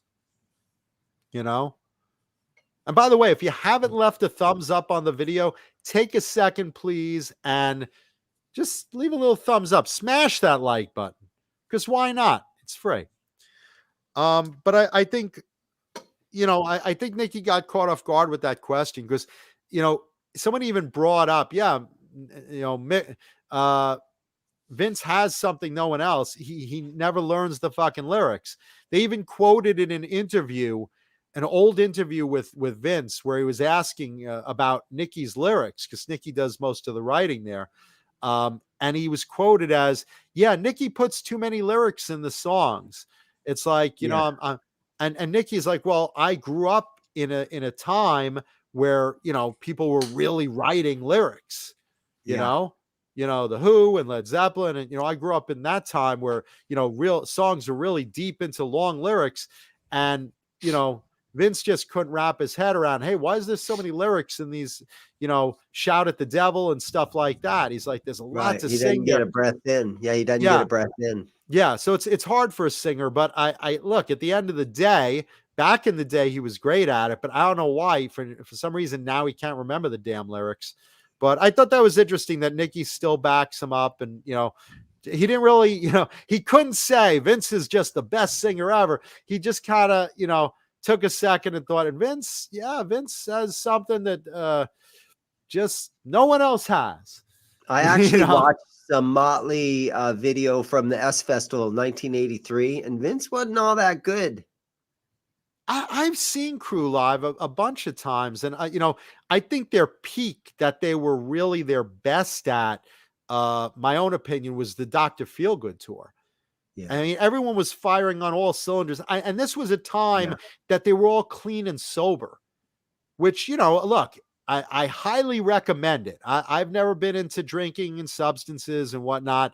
And, no judgment if you are, but I've always seen, I've always seen guys that clean up, like Mark Kendall and, a lot of other guys that sober up, and, they're suddenly at their peak when they're off of stuff. So, and Bozique agrees with me. Dr. Feelgood era was really good. They were great live. Vince was singing good. And, I mean, look, Vince is a stylized singer, just, lately he's gotten, fat and lazy, and, he's got to shape up or ship out, but, here and there he is. That's Vince BL. Yeah. Surrounded by delicious kernels, gourmet topping corn. Bruce is saying that Motley paid $25 million for their catalog. So sometimes there's those bands that the record company owns the catalog and all the publishing rights, but years and years goes by and the band's finally like, hey, let's buy our publishing back from our record company. Right. We'd rather have that ourselves. And then, years go by and they can make money on that.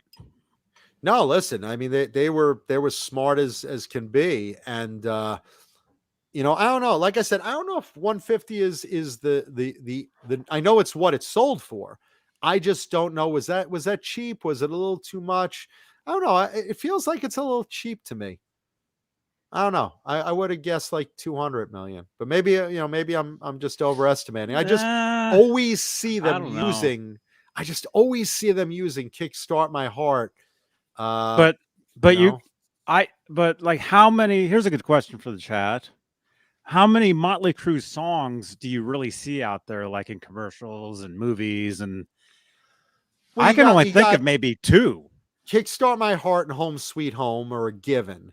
You won't see "Shout at the Devil" used in a commercial for butter. You won't see that. No. So certain songs I know, you're all I need, where he kills his girlfriend. You probably won't see that in a TV commercial. Right. But there are songs that I could see. "Live Wire" I could see. Keep in mind also, Motley Crue, after the Dirt movie aired, has a whole new generation of young fans that are That is big true. into their music. Now, Yeah. I read the book The Dirt, and I thought it was great. I liked the movie version. It was heavily edited down to a lot of stuff missing, but I really liked the movie The Dirt. But it really did get a lot of viewership and really opened eyes to people that were not into Motley Crue before and are now very much into them, not only as retro, but to younger people really new. "Smoking in the Boys' Room." I mean, that's a cover. They didn't write that. Yeah. "Shout at the Devil I Can't See." "Girls, Girls, Girls." That I always hear. That also, every strip club uses it, of course. Yeah. But I've seen it in movies too. I could see that. "Kickstart My Heart." "Too Young to Fall in Love." Maybe, but I don't know, man. Probably not. Yeah, Bruce Poinsett brings up Michael Jackson buying the Beatles catalog. This is the great story that I've told on the show before. Paul McCartney was hanging out with Michael Jackson after they did the "Say, Say, Say" video. And, he says, "I'm looking for a good investment for my money." And Paul goes, "Well, I've decided to buy the Beatles catalog. Music song publishing rights are where a good investment is." And he's like, "Well, that sounds like a great idea." And Michael Jackson snaked him. He literally undercut him for the bid. And Michael's like, What did you do? You fucked me." Yeah, that's fucked up. Yeah, and Michael's like, "Well, I thought it would be you said it was a great investment, so I thought it was a great investment too, so I bought it." That was messed up. Yeah, and Bozique, just trust me on this. A lot of teenagers are getting into rock, and not all of them. I'm just saying a lot of them, because of bands like Dirty Honey, and because of bands like what's that Zeppelin-esque band? Greta Van something. Greta Van Fleet. And it's appealing to a younger generation. So those bands, but those bands, they're not totally bringing that style back into the mainstream. Not totally. I mean, first of all, forget about the mainstream. Forget about the mainstream. The mainstream is hip hop and Taylor Swift. The mainstream is not going to change to guitar music. But heavy metal or hard rock always has been like an underground game, with the exception of that period of the 80s where glam was big and Bon Jovi and yada yada. But they've always been, an underground movement. Rock and roll was the rebel sound, and it is again with bands like that and younger people. I know teenagers that are in bands, young bands that are forming original bands that are after those sounds, and those are their influences, and I know, personally, bands like that. Yeah. I've talked about them, on the show before. Younger generation do love Motley Crue now that they see it. I mean, look, I'm not I wasn't born when the Beatles were around, but you watch that new Netflix series on them, suddenly you might be interested in picking up the White Album. Disney Plus. Disney Plus, whatever it is. Oh no, that I'm an hour into the second episode of it, and And Yoko's As- annoying already. as far as I'm concerned, the Beatles were the greatest thing ever. Paul McCartney. No, look, I Paul acknowledge them as McCartney was the greatest rock musician ever. I after watching this. acknowledge them. I acknowledge them as the greatest rock band ever. I absolutely do acknowledge them with full respect and whatnot. They're not my genre, but I respect what they are and who they are, and that it was everyone's influence, you know. But look, at the end of the day, Motley Crue, the Dirt, has found a whole new generation of fans.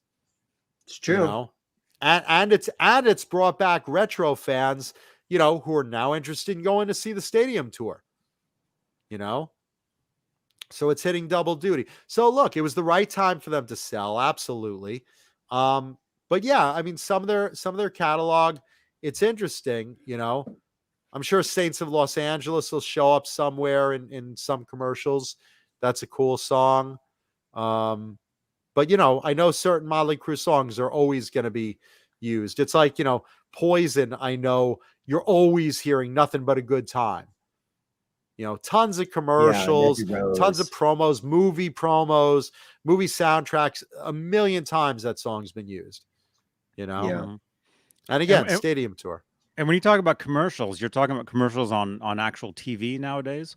Because I don't watch TV at all. I haven't watched TV in years. I saw one the other day for a Dodge, like a Dodge Challenger or something that used Kickstart My Heart. Anytime there's something with fast cars, you always hear that song, or racing, or a sporting event, or Who do you think publishing between Poison and Motley? Whose publishing rights are more valuable? Motley. Because Motley got 150. You think Poison's worth 150? Here's the thing about Poison. I think they might have more usable songs technically. I'm just trying to think right now. You have Every Rose Has Its Thorn. I've seen a bunch of times. They have bigger hits. Nothing But a Good Time. Well, it's not even just bigger hits. It's there's a lot of more usable songs for commercial purposes. I'm trying to think. I think Every Rose Has Its Thorn is bigger than anything Motley Crue did. Home Sweet Home. As far as okay. Well, that one's big. yeah. And Kickstart My Heart is big too.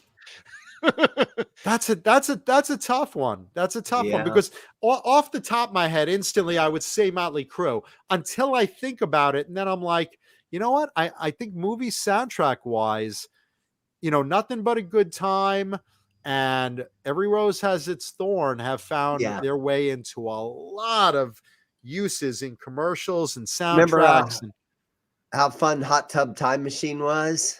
Sure. That was awesome. And I knew the dude that played Cece in that Poison band that they had in that movie.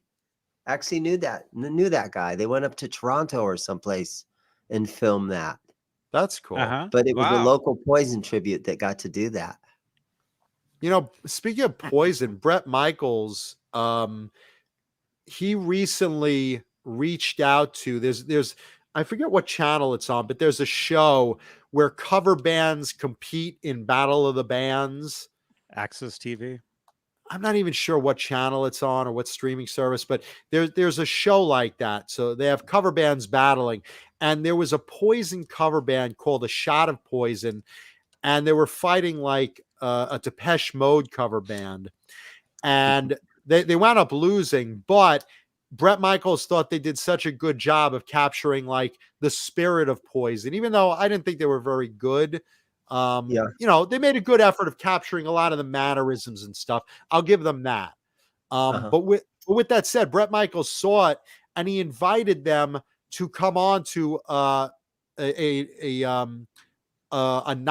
date of the Bret Michaels tour to sing Nothing But a Good Time with them. So he said, hey, you guys come on to my tour, my Bret Michaels tour, show up at South Carolina date, I think it was, or wherever they worked it out. And I'll bring you guys on stage and you'll jam with me during Nothing But a Good Time. You guys will perform it with me. So I thought that was pretty cool. I mean, Bret's a sweetheart of a guy. And And he just Yeah. also signed up with a new agency. So he's got a lot going on because he's got so much going on as far as, merch and his own song rights and commercials and promotional stuff. And, a lot of stuff above and beyond just Poison, reality Poison, shows. They still seem young and they got energy and they're in good health still, as far as I know. Poison? And, yeah, it seems like they got a lot of years ahead of them still. Poison's still on point performing. They're Right. still right on point. God bless them. Right. And they're still together, which is great. So, but I thought that was cool of Brett. Like I said, Brett's a good-hearted guy. So I thought that was neat. Speaking of tours, Nita Strauss, and by the way, happy birthday to Nita, if any of her people are out there. Nita Strauss, the guitarist for Alice Cooper. For those that don't know Nita started with the Iron Maidens. Alice Cooper grabbed her up. She's a great shredder, beautiful girl, whole 9 yards. She's the full package you'd want in a rock star, in a guitarist. And recently, while touring with Alice Cooper, someone gifted her a mat, like a floor mat, but a big floor mat with her personal logo on it to keep in front of the tour bus every night. And somebody stole it at a show recently in South Carolina. So I have a photo of it right here. I'm going to show it. So it was a mat that she kept at the front door of her tour bus so she could wipe her feet off before she went up into the bus. Keep her bus all clean. Okay. Yeah, I mean, I think it was a nice gift from fans. And this is what it looked like. Let me see if I can get right there. This is what it looked like. And someone stole it. And she's asking publicly if someone could just bring it back. She gets that fans get overzealous and stuff. But at the end of the day, it's not yours. You stole it. Just give it back to her. She doesn't want to prosecute anyone. She just wants it back. So do the right thing. If you're a fan of her, if you're a fan of Alice Cooper, just do the right thing. Just bring it back. It's a goof. It's something, haha, I got away with it. Okay, you got away with it. What are you going to do with it? Just give it back to her. It was a gift. She wants it back. She's publicly asking, she's like, look, I don't care who has it. Just please give it back to me. It's sentimental. I'd like it back. So I'm putting out the call. If any of our fans know about it, just, talk to whoever has it. If one of you did this. Yeah, just if give it back. Anybody watching in the chat who just took give it back. I mean, Dane will blow you. Dane will dress up like Nita. Dane will dress up like Nita. And in the dark, he's passable. And he'll give you a blowjob. From the back, they look the same. You could say, hey, someone that was very similar to Nita Strauss blew me to get this back. So just do the right thing. Just some redneck in South Carolina. It's probably in the back of his pickup truck or in the bottom of his chicken coop or something. Who do we know in South? Isn't Jay in South Carolina? Or is Jay probably has it. Jay knows who has it. It's on Jay's wall. Jay's nailing a hammer right now. Listen to his show. And he's like, huh? No, Jay's North Carolina. Yeah, I think Jay's North Carolina. But listen, it travels. It travels well. You roll it up. It travels in your car. But just give it back. Someone please give it back. Jay took it. I don't think Jay took it.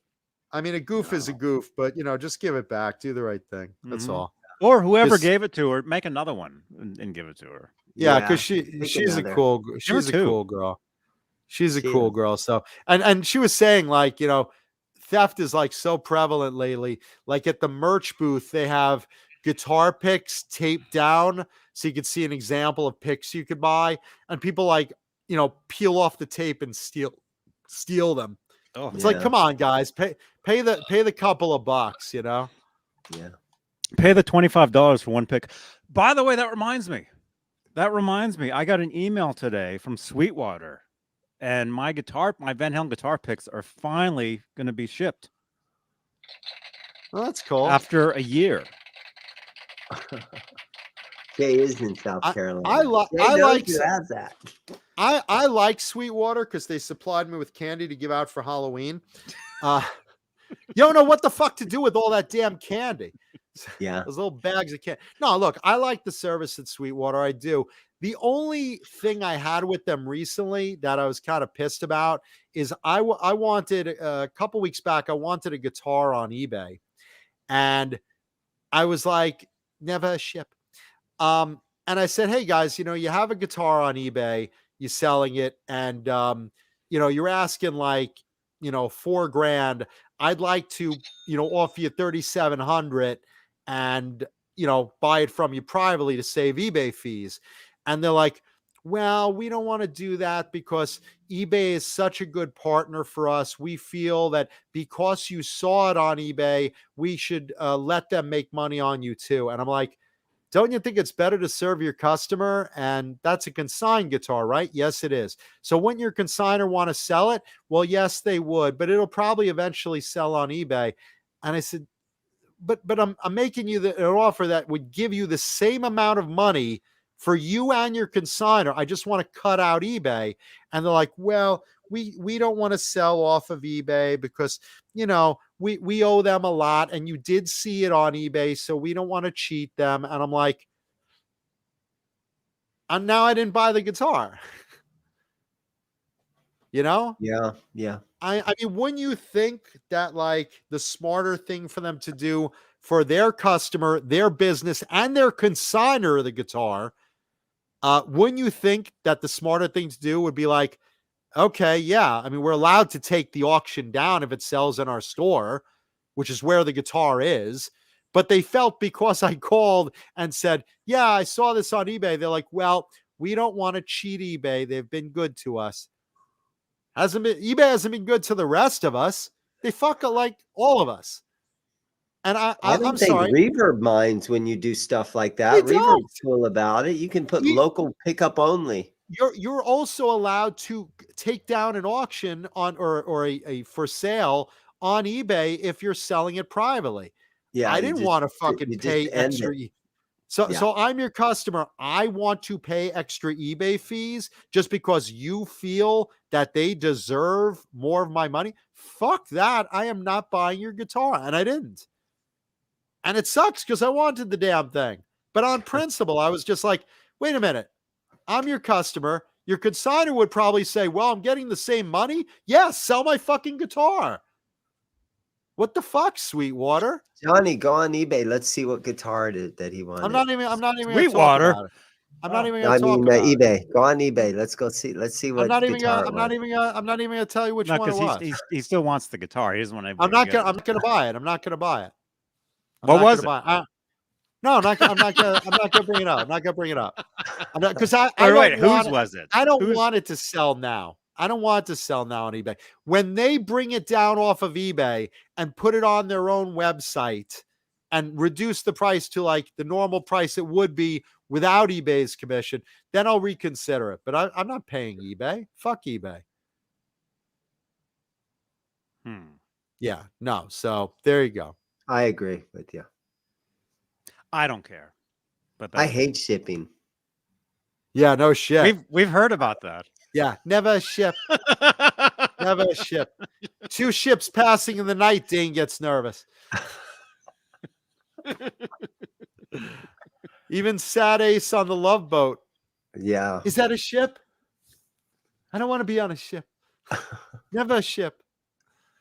We're getting close to the cruise. Nerd Halen and the cruise. Nerd Halen cruise coming up, baby. Buy your tickets now. Buy Dane a ticket. I want to see Sad Ace on the cruise. Buy Michael Smith a ticket because I think he got a ticket. Let's see. Wow, good for him. I think he's going. He can do regular updates on the Johnny Beane channel of the cruise. We'll be doing Friday Night Lives from the cruise. Wow. Of them sneaking around Mitch Malloy's dressing room.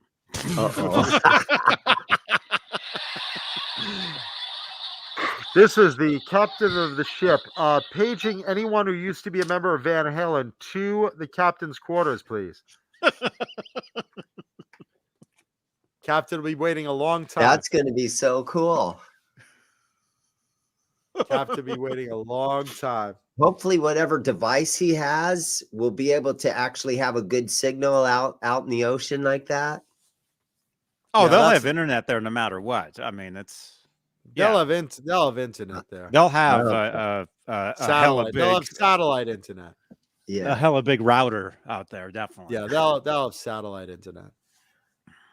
Speaking of satellite, it is time for tonight's show and tell guitar. And then I got a little bit of music news left, and then we'll call it a night, I think. But And All then right. Well, tacos. this is the time I'm going to log out and go home, fellas. you don't want to see tonight's show and tell guitar, Dane? I'll see it in the replay. Stay on, you bastards. Just Okay, I'll just stay stay on. on a few minutes. Okay. Don't Tonight's leave show me, and- Dane. I've been at work. It's just getting late. Tonight's For me. show and tell guitar brought to you by all the sponsors I brought up before. Delicious Colonel's Gourmet Popcorn, fu-tone.com, fu-tone.com, Tessie Switch, Swiss Picks, Delicious Bang Energy Drink. Johnny Beane, is that? What was that? What was that? What And what the is all that clue again stuff? tonight. What is John, all what that? was the Johnny's clue? I'm just a picking up sponsor. random stuff. I pay for all this. Brought to you by Delicious Hostess Fruit Pies and Oh, how old was that? Ew. yeah, that's one I wipe my ass with. That was the freshest one they had down the street, huh? Yeah. Wait, Dane, hold that up. What is that, Dane? Buy, sell, and trade with an arrow this way. What if someone walks the other way? Do they not get to buy and sell and trade? Ah, Wait, are you Dane- the guy that's outside spinning those signs around? I put those out Yeah, on the Dane- street Dane's- sometimes. Dane wears a sandwich board on the street Yeah. walking around Arizona. He's in the deserts of There we go. Arizona. In the deserts of Arizona. He's got that on one side and Subway sandwiches on the next. On Oh, the that other sounds side. good. Brought to you by Kiss Condoms. Anyway, tonight's show and tell guitar. I did give you the clue. What do you get when you cross a tiger and a bird? And a lot of you guessed various things, but A turd. yeah, Wait a minute. wait a minute. It's a turd. Oh no, Johnny, if you please.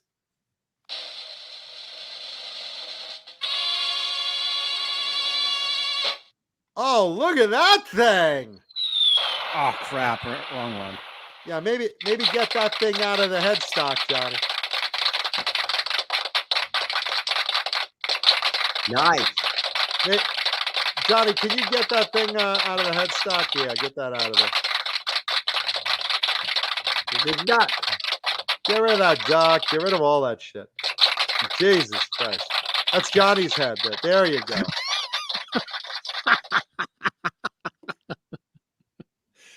Is it this one? That's Johnny's head there. There you go. There you go. All right, got it.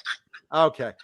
This is kind of a very well-known guitar in BC Rich collector circles. You can see it better at this angle right here. This is basically a rude pink Mockingbird. This particular one, let's see, 83210. This is a 1980 BC Rich Mockingbird in rude pink with a tiger design on the front. Look at that. So it's two-tone pink, a little Oh hard. wow! Can you I guys thought see it was that? just. I thought it was just dusty, and you had. No, done that with no, your no. finger. No, what it is, back in the day, someone had put a tiger design on the front of it, and the tiger stripes had faded, and it left basically a two-tone tiger stripe front on a Mockingbird. The back is rude pink metallic pearl, and the front is too, except for the stripe design. Look how beautiful that is. Isn't that cool? Talk about Yeah. super 80s. Now, this originally had black DiMarzios in it, and I switched them out for cream because I thought the cream went better with this color. Why do you have to catch Dane picking his nose? He looked really bored. Yeah, Dane's like, yeah. Yeah. So basically, the The pickups I put in it now are also DiMarzio's. You have a vintage cream PAF and an X2N in cream, Yes. which I love the X2N. I think it's a great pickup. Bye, Dan. And you have a good night, Dane. You have a He left Kaler already. quad. You have a chrome Kaler quad, and this guitar is just 7 pounds even. This is so fucking light because it's koa wood underneath here. Koa is really, really light most of the time. And this one, if you see, there's a little chip on the front there. Or is that one of my boogers? It's koa. It's koa. Wait a underneath. minute. Where is that? Where has that been? Hang on. Here I was sitting on the horn the other day. I was sitting in line at the bank and decided to use it as a chair. So there you go. There you go. I was just bouncing What is along that the on the horn, end of that? bouncing along the horn the other day, and I pulled it out as a portable chair, and lo and behold, Oh, there you were. oh, There you were. A little poopy on the end there. A little poopy Ew. on the end, but that's okay. It still plays nice. Yeah. Dude, it's the duty bird. It's the duty bird. You heard of the dodo bird? That's the duty bird. Yeah. So two-tone pink tiger stripe, metallic pearl. Really, really, really cool. Again, these Kaler quads are badass. They're so comfortable a bridge Bye, Janice. to play on those. Good night, Janice.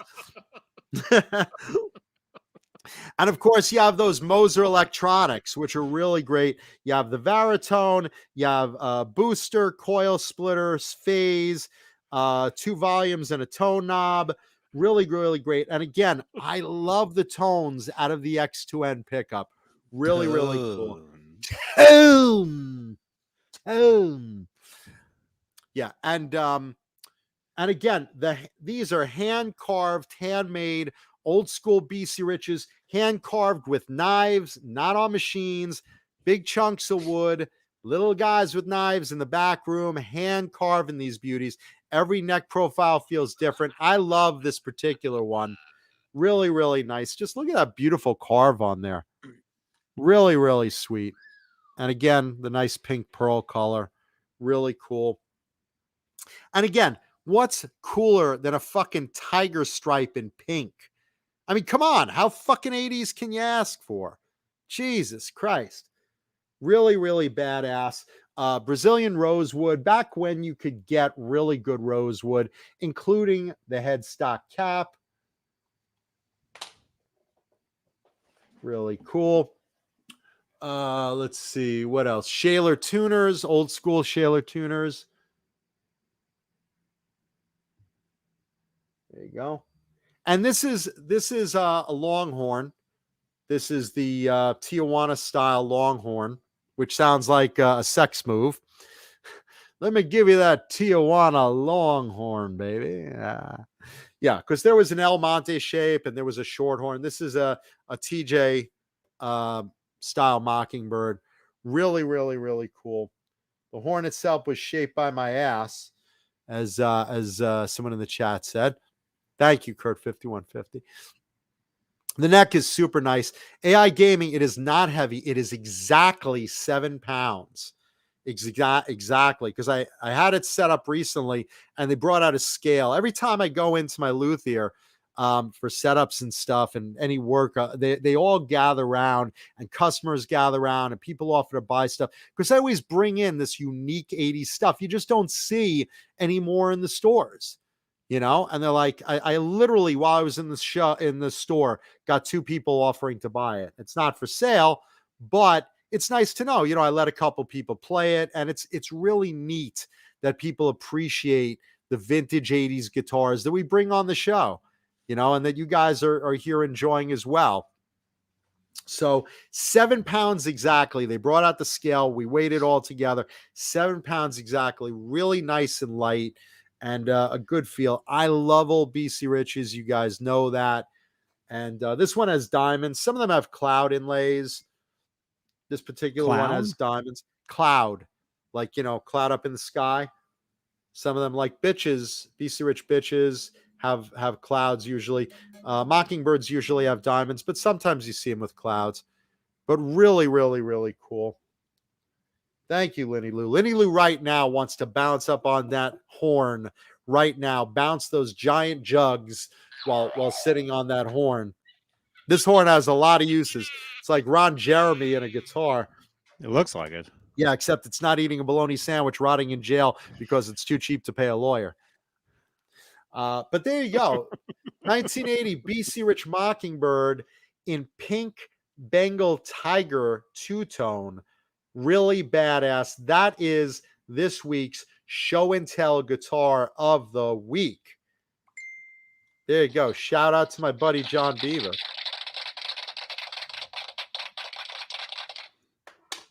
Oh my gosh. Yeah. So let's bang out a couple last stories real quick. Sebastian Bach came out and mentioned how he got it. And mentioned how he got into Metallica. And by the way, if you like that guitar, leave a thumbs up, smash that like button, and leave comments in the video because we reply to them. We like reading what you guys say. And text and call us through WhatsApp from now on, please. Yeah, there it is. The number right down there. So Sebastian Bach went into an interview and said, here's how he discovered Metallica. It was 1983, I believe. And I basically thought Gene Simmons discovered Metallica. No. He's saying how he got into Metallica. Oh. He's going through a record shop, and this is a time where you had like a lot of glam bands starting to come out, and he's flipping through records and he sees Metallica's Kill 'Em All, the first pressing of it. And he looks and he says, hey, there's no image of the band on the front. He flips over the back and he goes, holy fuck. These are four of the ugliest fucking guys I have ever seen in my life. How the fuck are they in a band these days? Because, you know, most rock stars are good looking. Someone in there is good looking, you know? And here's, you know, Sebastian saying these guys are hideous. Holy shit. Not in metal. Most metal guys are just really just like. Well, remember, Metallica had just come out with that first pressing. Very brand new. Like Anvil was like 20 times more popular at that time of the early 80s. So he bought that album just to show his friends what he thought was the ugliest band in the world. So he played it and he's like, wow, I really like the fucking music. And he's been a fan ever since. Wow. But I thought that was pretty funny how he actually discovered, you know, Metallica. He's like, there's not one good looking guy in there. And he bought that album just to like, you know, tease them in front of his fans. I thought that was hilarious. Thank you, Eric the Van Halen host. I appreciate that. Thank you. Hey, we get better with age, man. Yeah. 29 every year. 29. 29 every year, baby. 29 every year. Let's see. Ted Nugent commented, someone asked him how he writes his songs. And he says, I don't write my songs. I ejaculate my songs, which makes me think I'm actually must be a great songwriter because I'm always ejaculating. It's usually I write songs into a sock or in the shower, I guess. So you sing in the shower. Oh, I ejaculate songs, baby. I ejaculate songs. I have a squeegee in my shower for a reason. But Ted Nugent says he doesn't write, he ejaculates songs. And what he means by that is he doesn't sit there with a pen and paper. He just literally grabs a guitar, he starts noodling around, and all of a sudden he realizes, hey, I've got something that sounds pretty good. Wait, wait. There you go. And suddenly a song is written. So he says, I don't sit there writing it. I don't think about lyrics. Music just comes out of me like ejaculate. So I thought that was an elegant way to say it. And let's see. Finally tonight, the Al Rosa Villa nightclub, where Dimebag Darrell was shot 17 years ago, was finally torn down the other day. And you know, I think kind of after the whole death of Dimebag there, I think it should have been torn down a lot earlier, personally, just, you know, just as an appropriate thing. I mean, maybe I'm wrong.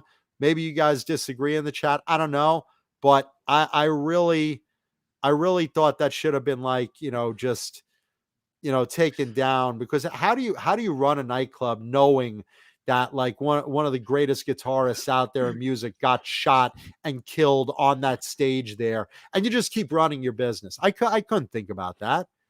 I would think any band that played there after that would be nervous about playing there. Or just like, I don't know. I just thought it was just like, I don't know. I just thought it was weird that they just kept going on. It's like, I don't know. All I know is it's down now. It's going to be used, for my understanding, the land's going to be low income housing. I think there should be some sort of little monument or plaque over there, personally. Officially. There probably is. I'm sure fans have left stuff there. But not a fan thing. There should be something real. There should really be something real, just as a tribute to the man, I mean, that was a big deal. I think it's a big deal. I think someone should acknowledge that, not saying, hey, he was shot here, not trying to be morbid or anything, but just a tribute in remembrance of.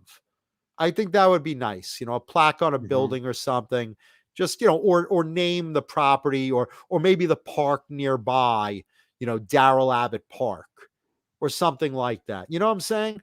Just kind of nice tribute. What do you guys think in the chat? Can't Drive 55 says Al Rosavilla was a staple in the Columbus, Ohio rock scene. Been there several times. I'm not saying it wasn't. I'm sure it was a great club and blah, blah, blah. And I know a lot of bands played there. I just think, like I said, how do you just go on after you have a shooting of a well-known rock star there? I mean, is anything ever really the same? Does it ever still have the same vibrator? The same vibe? Vibrator? Yeah. Well, you know where my head's at. No, but you know what I'm saying? Does it really have the same vibe? I'm just seeing if my mother's paying attention. Did you say vibrator? Oh, John. Wake know up, what your mother everybody. needs. Huh? Wake up, everyone. Yeah, wake up, everyone. It's almost over. Wake up. Vibrator. Yeah. So again, I don't know. I would just like to see a tribute plaque or some naming of a building over there after Dimebag Darrell Abbott. I think it would be appropriate. I think it would be great. I think it would be cool to see. Again, or maybe it's just me. You guys in the chat tell me. Yeah, Can't Drive 55 says it was a weird vibe afterwards, but they won't put anything for Dime there. That's a shame. That's real shame. Keith Campbell, Mama Mancuda partakes in the toy world so much. She's got her dildo collection looks like stalagmites in a cave. They're just everywhere, just peaks up everywhere. Oh just my gosh. which dildo tonight? That's I'll true. use the big black one. The big black spiked one. The big black spiked one with the mushroom head, maybe. Or maybe the double-ended big black one with the spiked with the mushroom head. Or the uncircumcised big black spiked mushroom head double-ended one. No, she actually doesn't, but I'm sure she's screaming right now, pulling her hair out. John, stop talking about me like that. I'm your mother. I know, and I love you, Mom. But, this is a show to entertain the people because we love our audience. Yes. Yeah. That is true. And look, when you're a single woman, you got to diddle the bean a little bit. You got to polish the pearl. The little man in the boat is lonely. So, I need that cock. Yeah. So there you go. Anyway, one last thing. Is anyone else sick of the end of YouTube videos putting on fucking previews of other videos 15 seconds into the end of the video? Is anyone else sick of that? Because this is one of those grind my gears moments. You know what really grinds my gears, as Peter Griffin says? That I'm watching the rat video for Lay It Down, and I'm watching the story, and all of a sudden, 15 seconds before the video ends, come 2 preview windows of other videos blocking my view of what the fuck I'm watching. And Yeah, this happens all the fucking time on YouTube. You It can can't close just those. be me. Huh? No, you can close those. No, you can't. Those are You can't. well, unless they're burned into that. They can be burned into that video. It's not burned into that video. It's the way YouTube has it before the video ends, somewhere between 13 and 15 seconds usually. Those 2 windows pop up. It's called a video and preview. you can't shut them off. They just block your fucking view of whatever you're watching.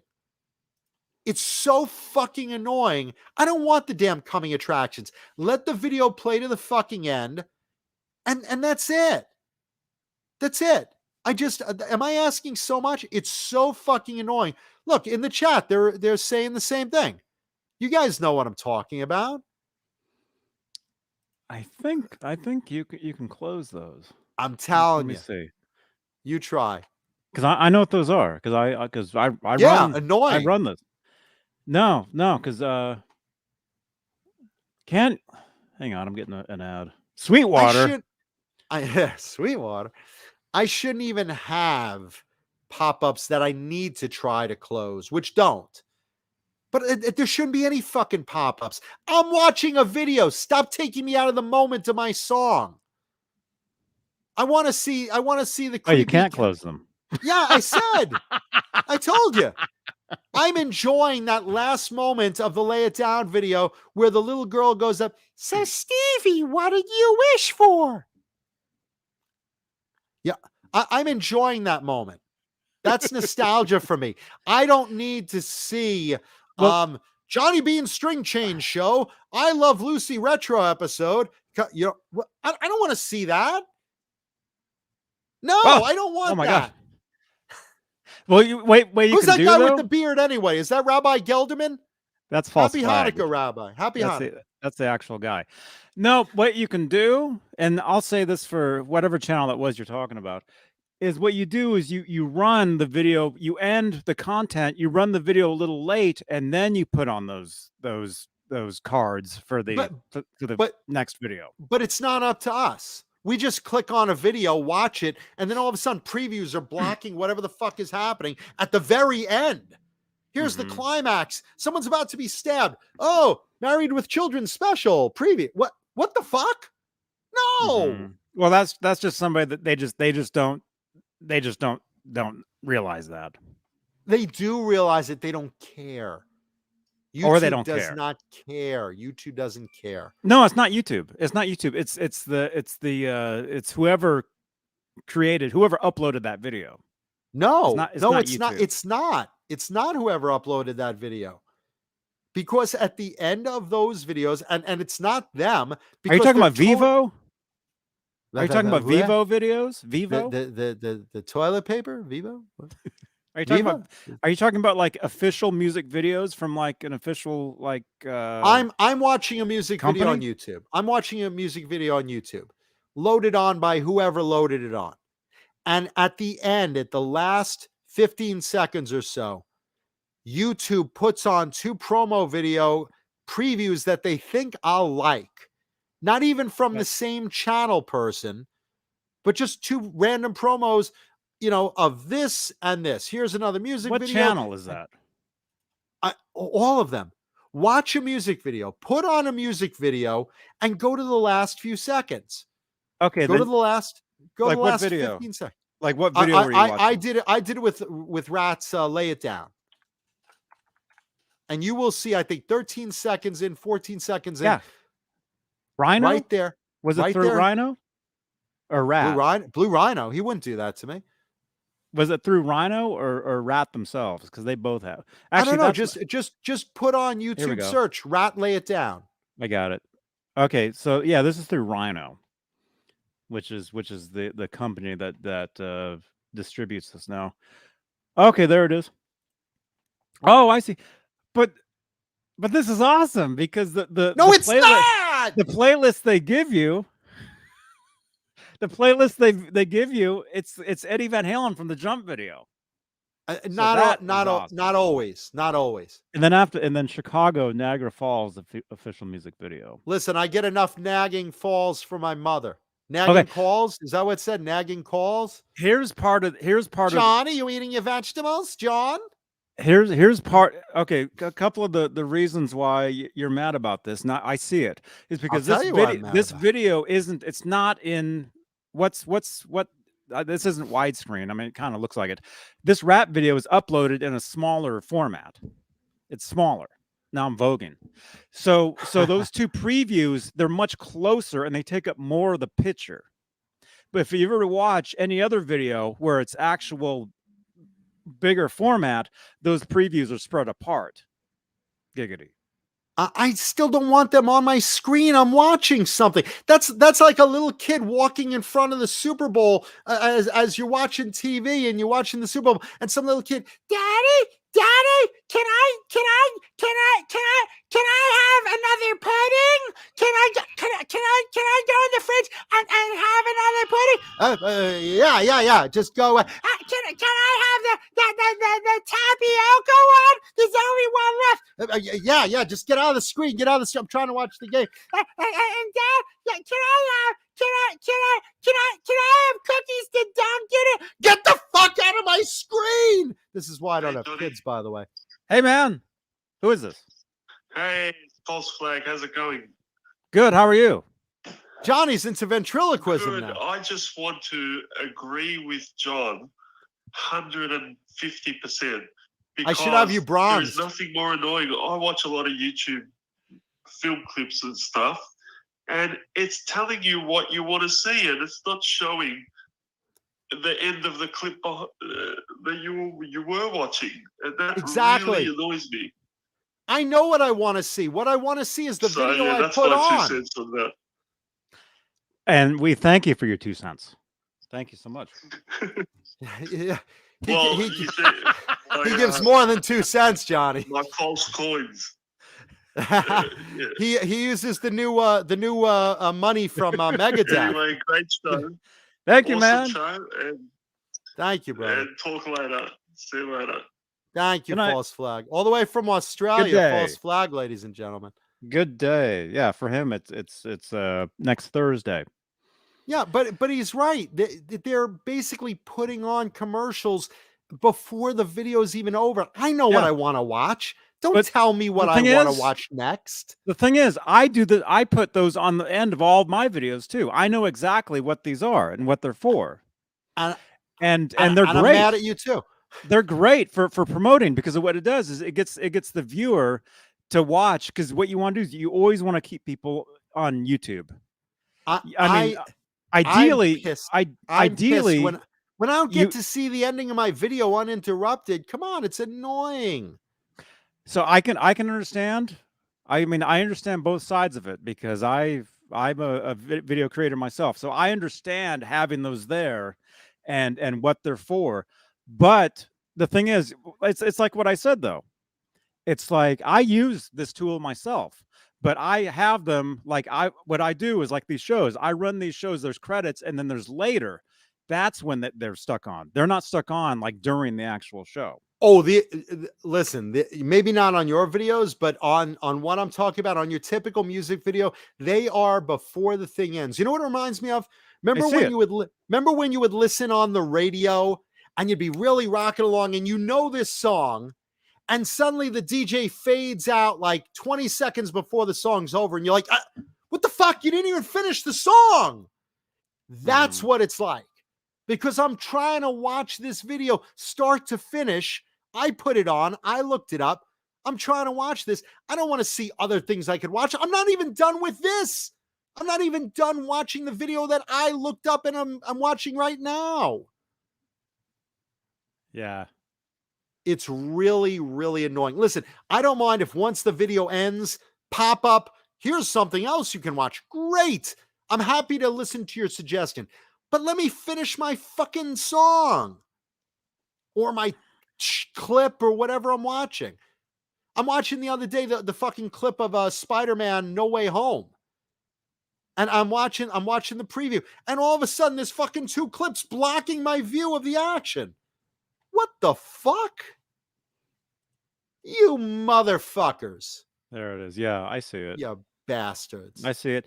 Like I said, though, that's. I mean, what, and it's a lot of it. This is on Rhino because I'm looking at it. Rhino. What they need to do is Not my sweet innocent little blue rhino. What they need to do is they need to add an extra 10 seconds to the end of that video. Yeah, absolutely. You know what I want? I want words with the program director. Who the hell is the YouTube program director? Johnny, isolate me for a second.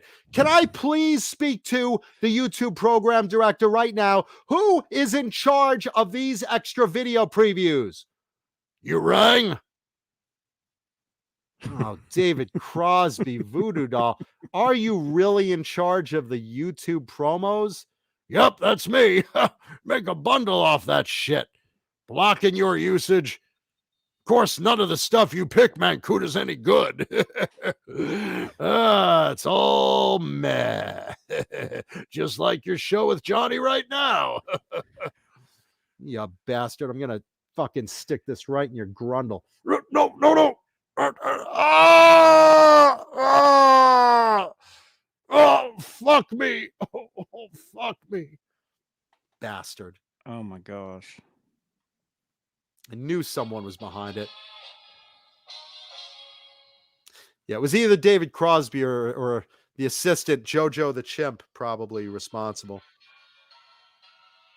Bastard. David Crosby does no good. Anyway, Johnny. So that's the week. Let's say thank you to all our channel members for watching tonight. And again, if you haven't left a like on the video, please smash that like button, subscribe, and of course, leave comments on the video. I'm so happy to be back. I missed you all, especially channel members. Get your glasses on. Now, here they come. Let's see. Oh, Jesus Christ. You literally put them on like that. Okay. James 5150, James Gum, Jimmy Ray Hawkins, Wayno, Thomas Santiago, Small Mouth Guy. Do you have a sister? Dave Ennis, Vinyl Freaks 5150, Majestic PB and J Cat, Mike Neese, Dan Halen, James G, Music Therapy Laz, Andy Carson, Rick Green, the Chad, Christopher Live Sawa, All Dave All Night, Murph Murphy, Steve Barton, Fernando Riley, Laguna Palms. Do you have a sister named Rosie Palms? Robot Master Switch, R2R3, Locking Nut, 6 Chicks 71, John Morana, Hillary Lewis, Jeff T, 5150 TV, Kurt 5150, The 5150 Show, and Beebs TV. KXM Rock, The Dreamer's Life, R Habs, Stephen Franklin, Carol Hatcher, Sean Shreds, love that name, Margaret Scranton, Michael Smith, Michael the Captain Smith, Jesus Rapes Me, Nicole Mrazek, Brian Spalding, Joe Christian, False Flag, Ghost BC Rich, Hugh Caldwell, Jim Nicholas, Mr. BHB Jr., that's Bruce, Thomas Santiago, Linny Lou, and my little sex kitten Mary. Why isn't Mary on there? Bo Zeke, and of course, out of order, Steve Carmichael. Yeah, Johnny, you got to adjust this, man. Yeah, first of all, Mary deserves Linny Lou and Mary, because I cannot forget about my beloved Mary. Mary, you got to put Mary right next to Linny Lou, and Steve Carmichael goes last. I know. Well, see, the way I did that was that's the way I had to copy it from the actual list that it actually. What do you call it? Well, just edit it a little bit, please. Like when they do it, that's the way, and that's the updated list. So that's cool. I mean, just please edit it. So, just so my eyes go in the right places. But thank you to our channel members. And of course, thank you to all our viewers, because at the end of the day, the most important thing to me is you, the fans, you, the viewers, you, our beloved audience that I treasure. And I really, really mean that. So please, all you guys and girls, thank you so much for watching. And of course, thank you, Jesus Raves Me. I really am very happy to be back with you guys. And again, be nice to each other. We're in the holiday season. check in on your friends, check in on your relatives, anyone that's alone during this time. It could be a depressing time as much as it could be a happy time for some people. Check in on your friends and know that we especially care about you, love you, appreciate you. Get vaxxed. Let's get back to live music so we could stop all this craziness of, restrictions and all that shit. And again, we really appreciate you. Thank you so much, every fucking one of you, for watching tonight. Right, Johnny? Yes, you were all awesome. Yeah. Thank you, everybody. And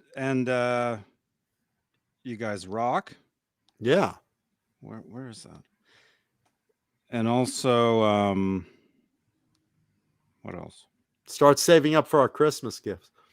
Yeah, buy us some nice things for Christmas. Yeah. Because that's coming up. And Blue Rhino needs a new pair of shoes. I don't wear shoes. There you go. We're really looking forward to Christmas time and stuff like that. Yeah, Christmas is a great time. The holidays are a great time. Christmas, Hanukkah, Festivus for the rest of us, all of them, Kwanzaa, whatever you celebrate. This is that time to show kindness to others. This is that time to be good to each other. This is that time to remember your friends, your relatives, anyone who might be alone or depressed on the holidays. Take a minute. And you know what? You guys all know I love doing charity work. Just do something good. Go to a shelter, adopt a dog, buy someone a meal randomly. Just do something good. Let's make this holiday really, really good in just the smallest act of kindness ways. That'd be really cool. I think it really would, right? Johnny's falling asleep. Act of kindness. Does that cost me money? That would be great. Send Ron Jeremy some condoms for prison right now. You don't need those in there. Nah, everyone swallows. It's great. Yeah, but seriously, rescue. Listen, feed the homeless. Rescue some dogs out of a shelter. Whatever it is, do some acts of kindness this holiday season. Just your basic stuff. Visit an old lady that is in the neighborhood alone and drop her off a bag of fruit or something. Whatever it is, just do something nice for somebody. Share the holiday spirit that we're coming up on. And again, remember, we really appreciate you, our audience. There it is. Those fucking end of YouTube videos, god damn it.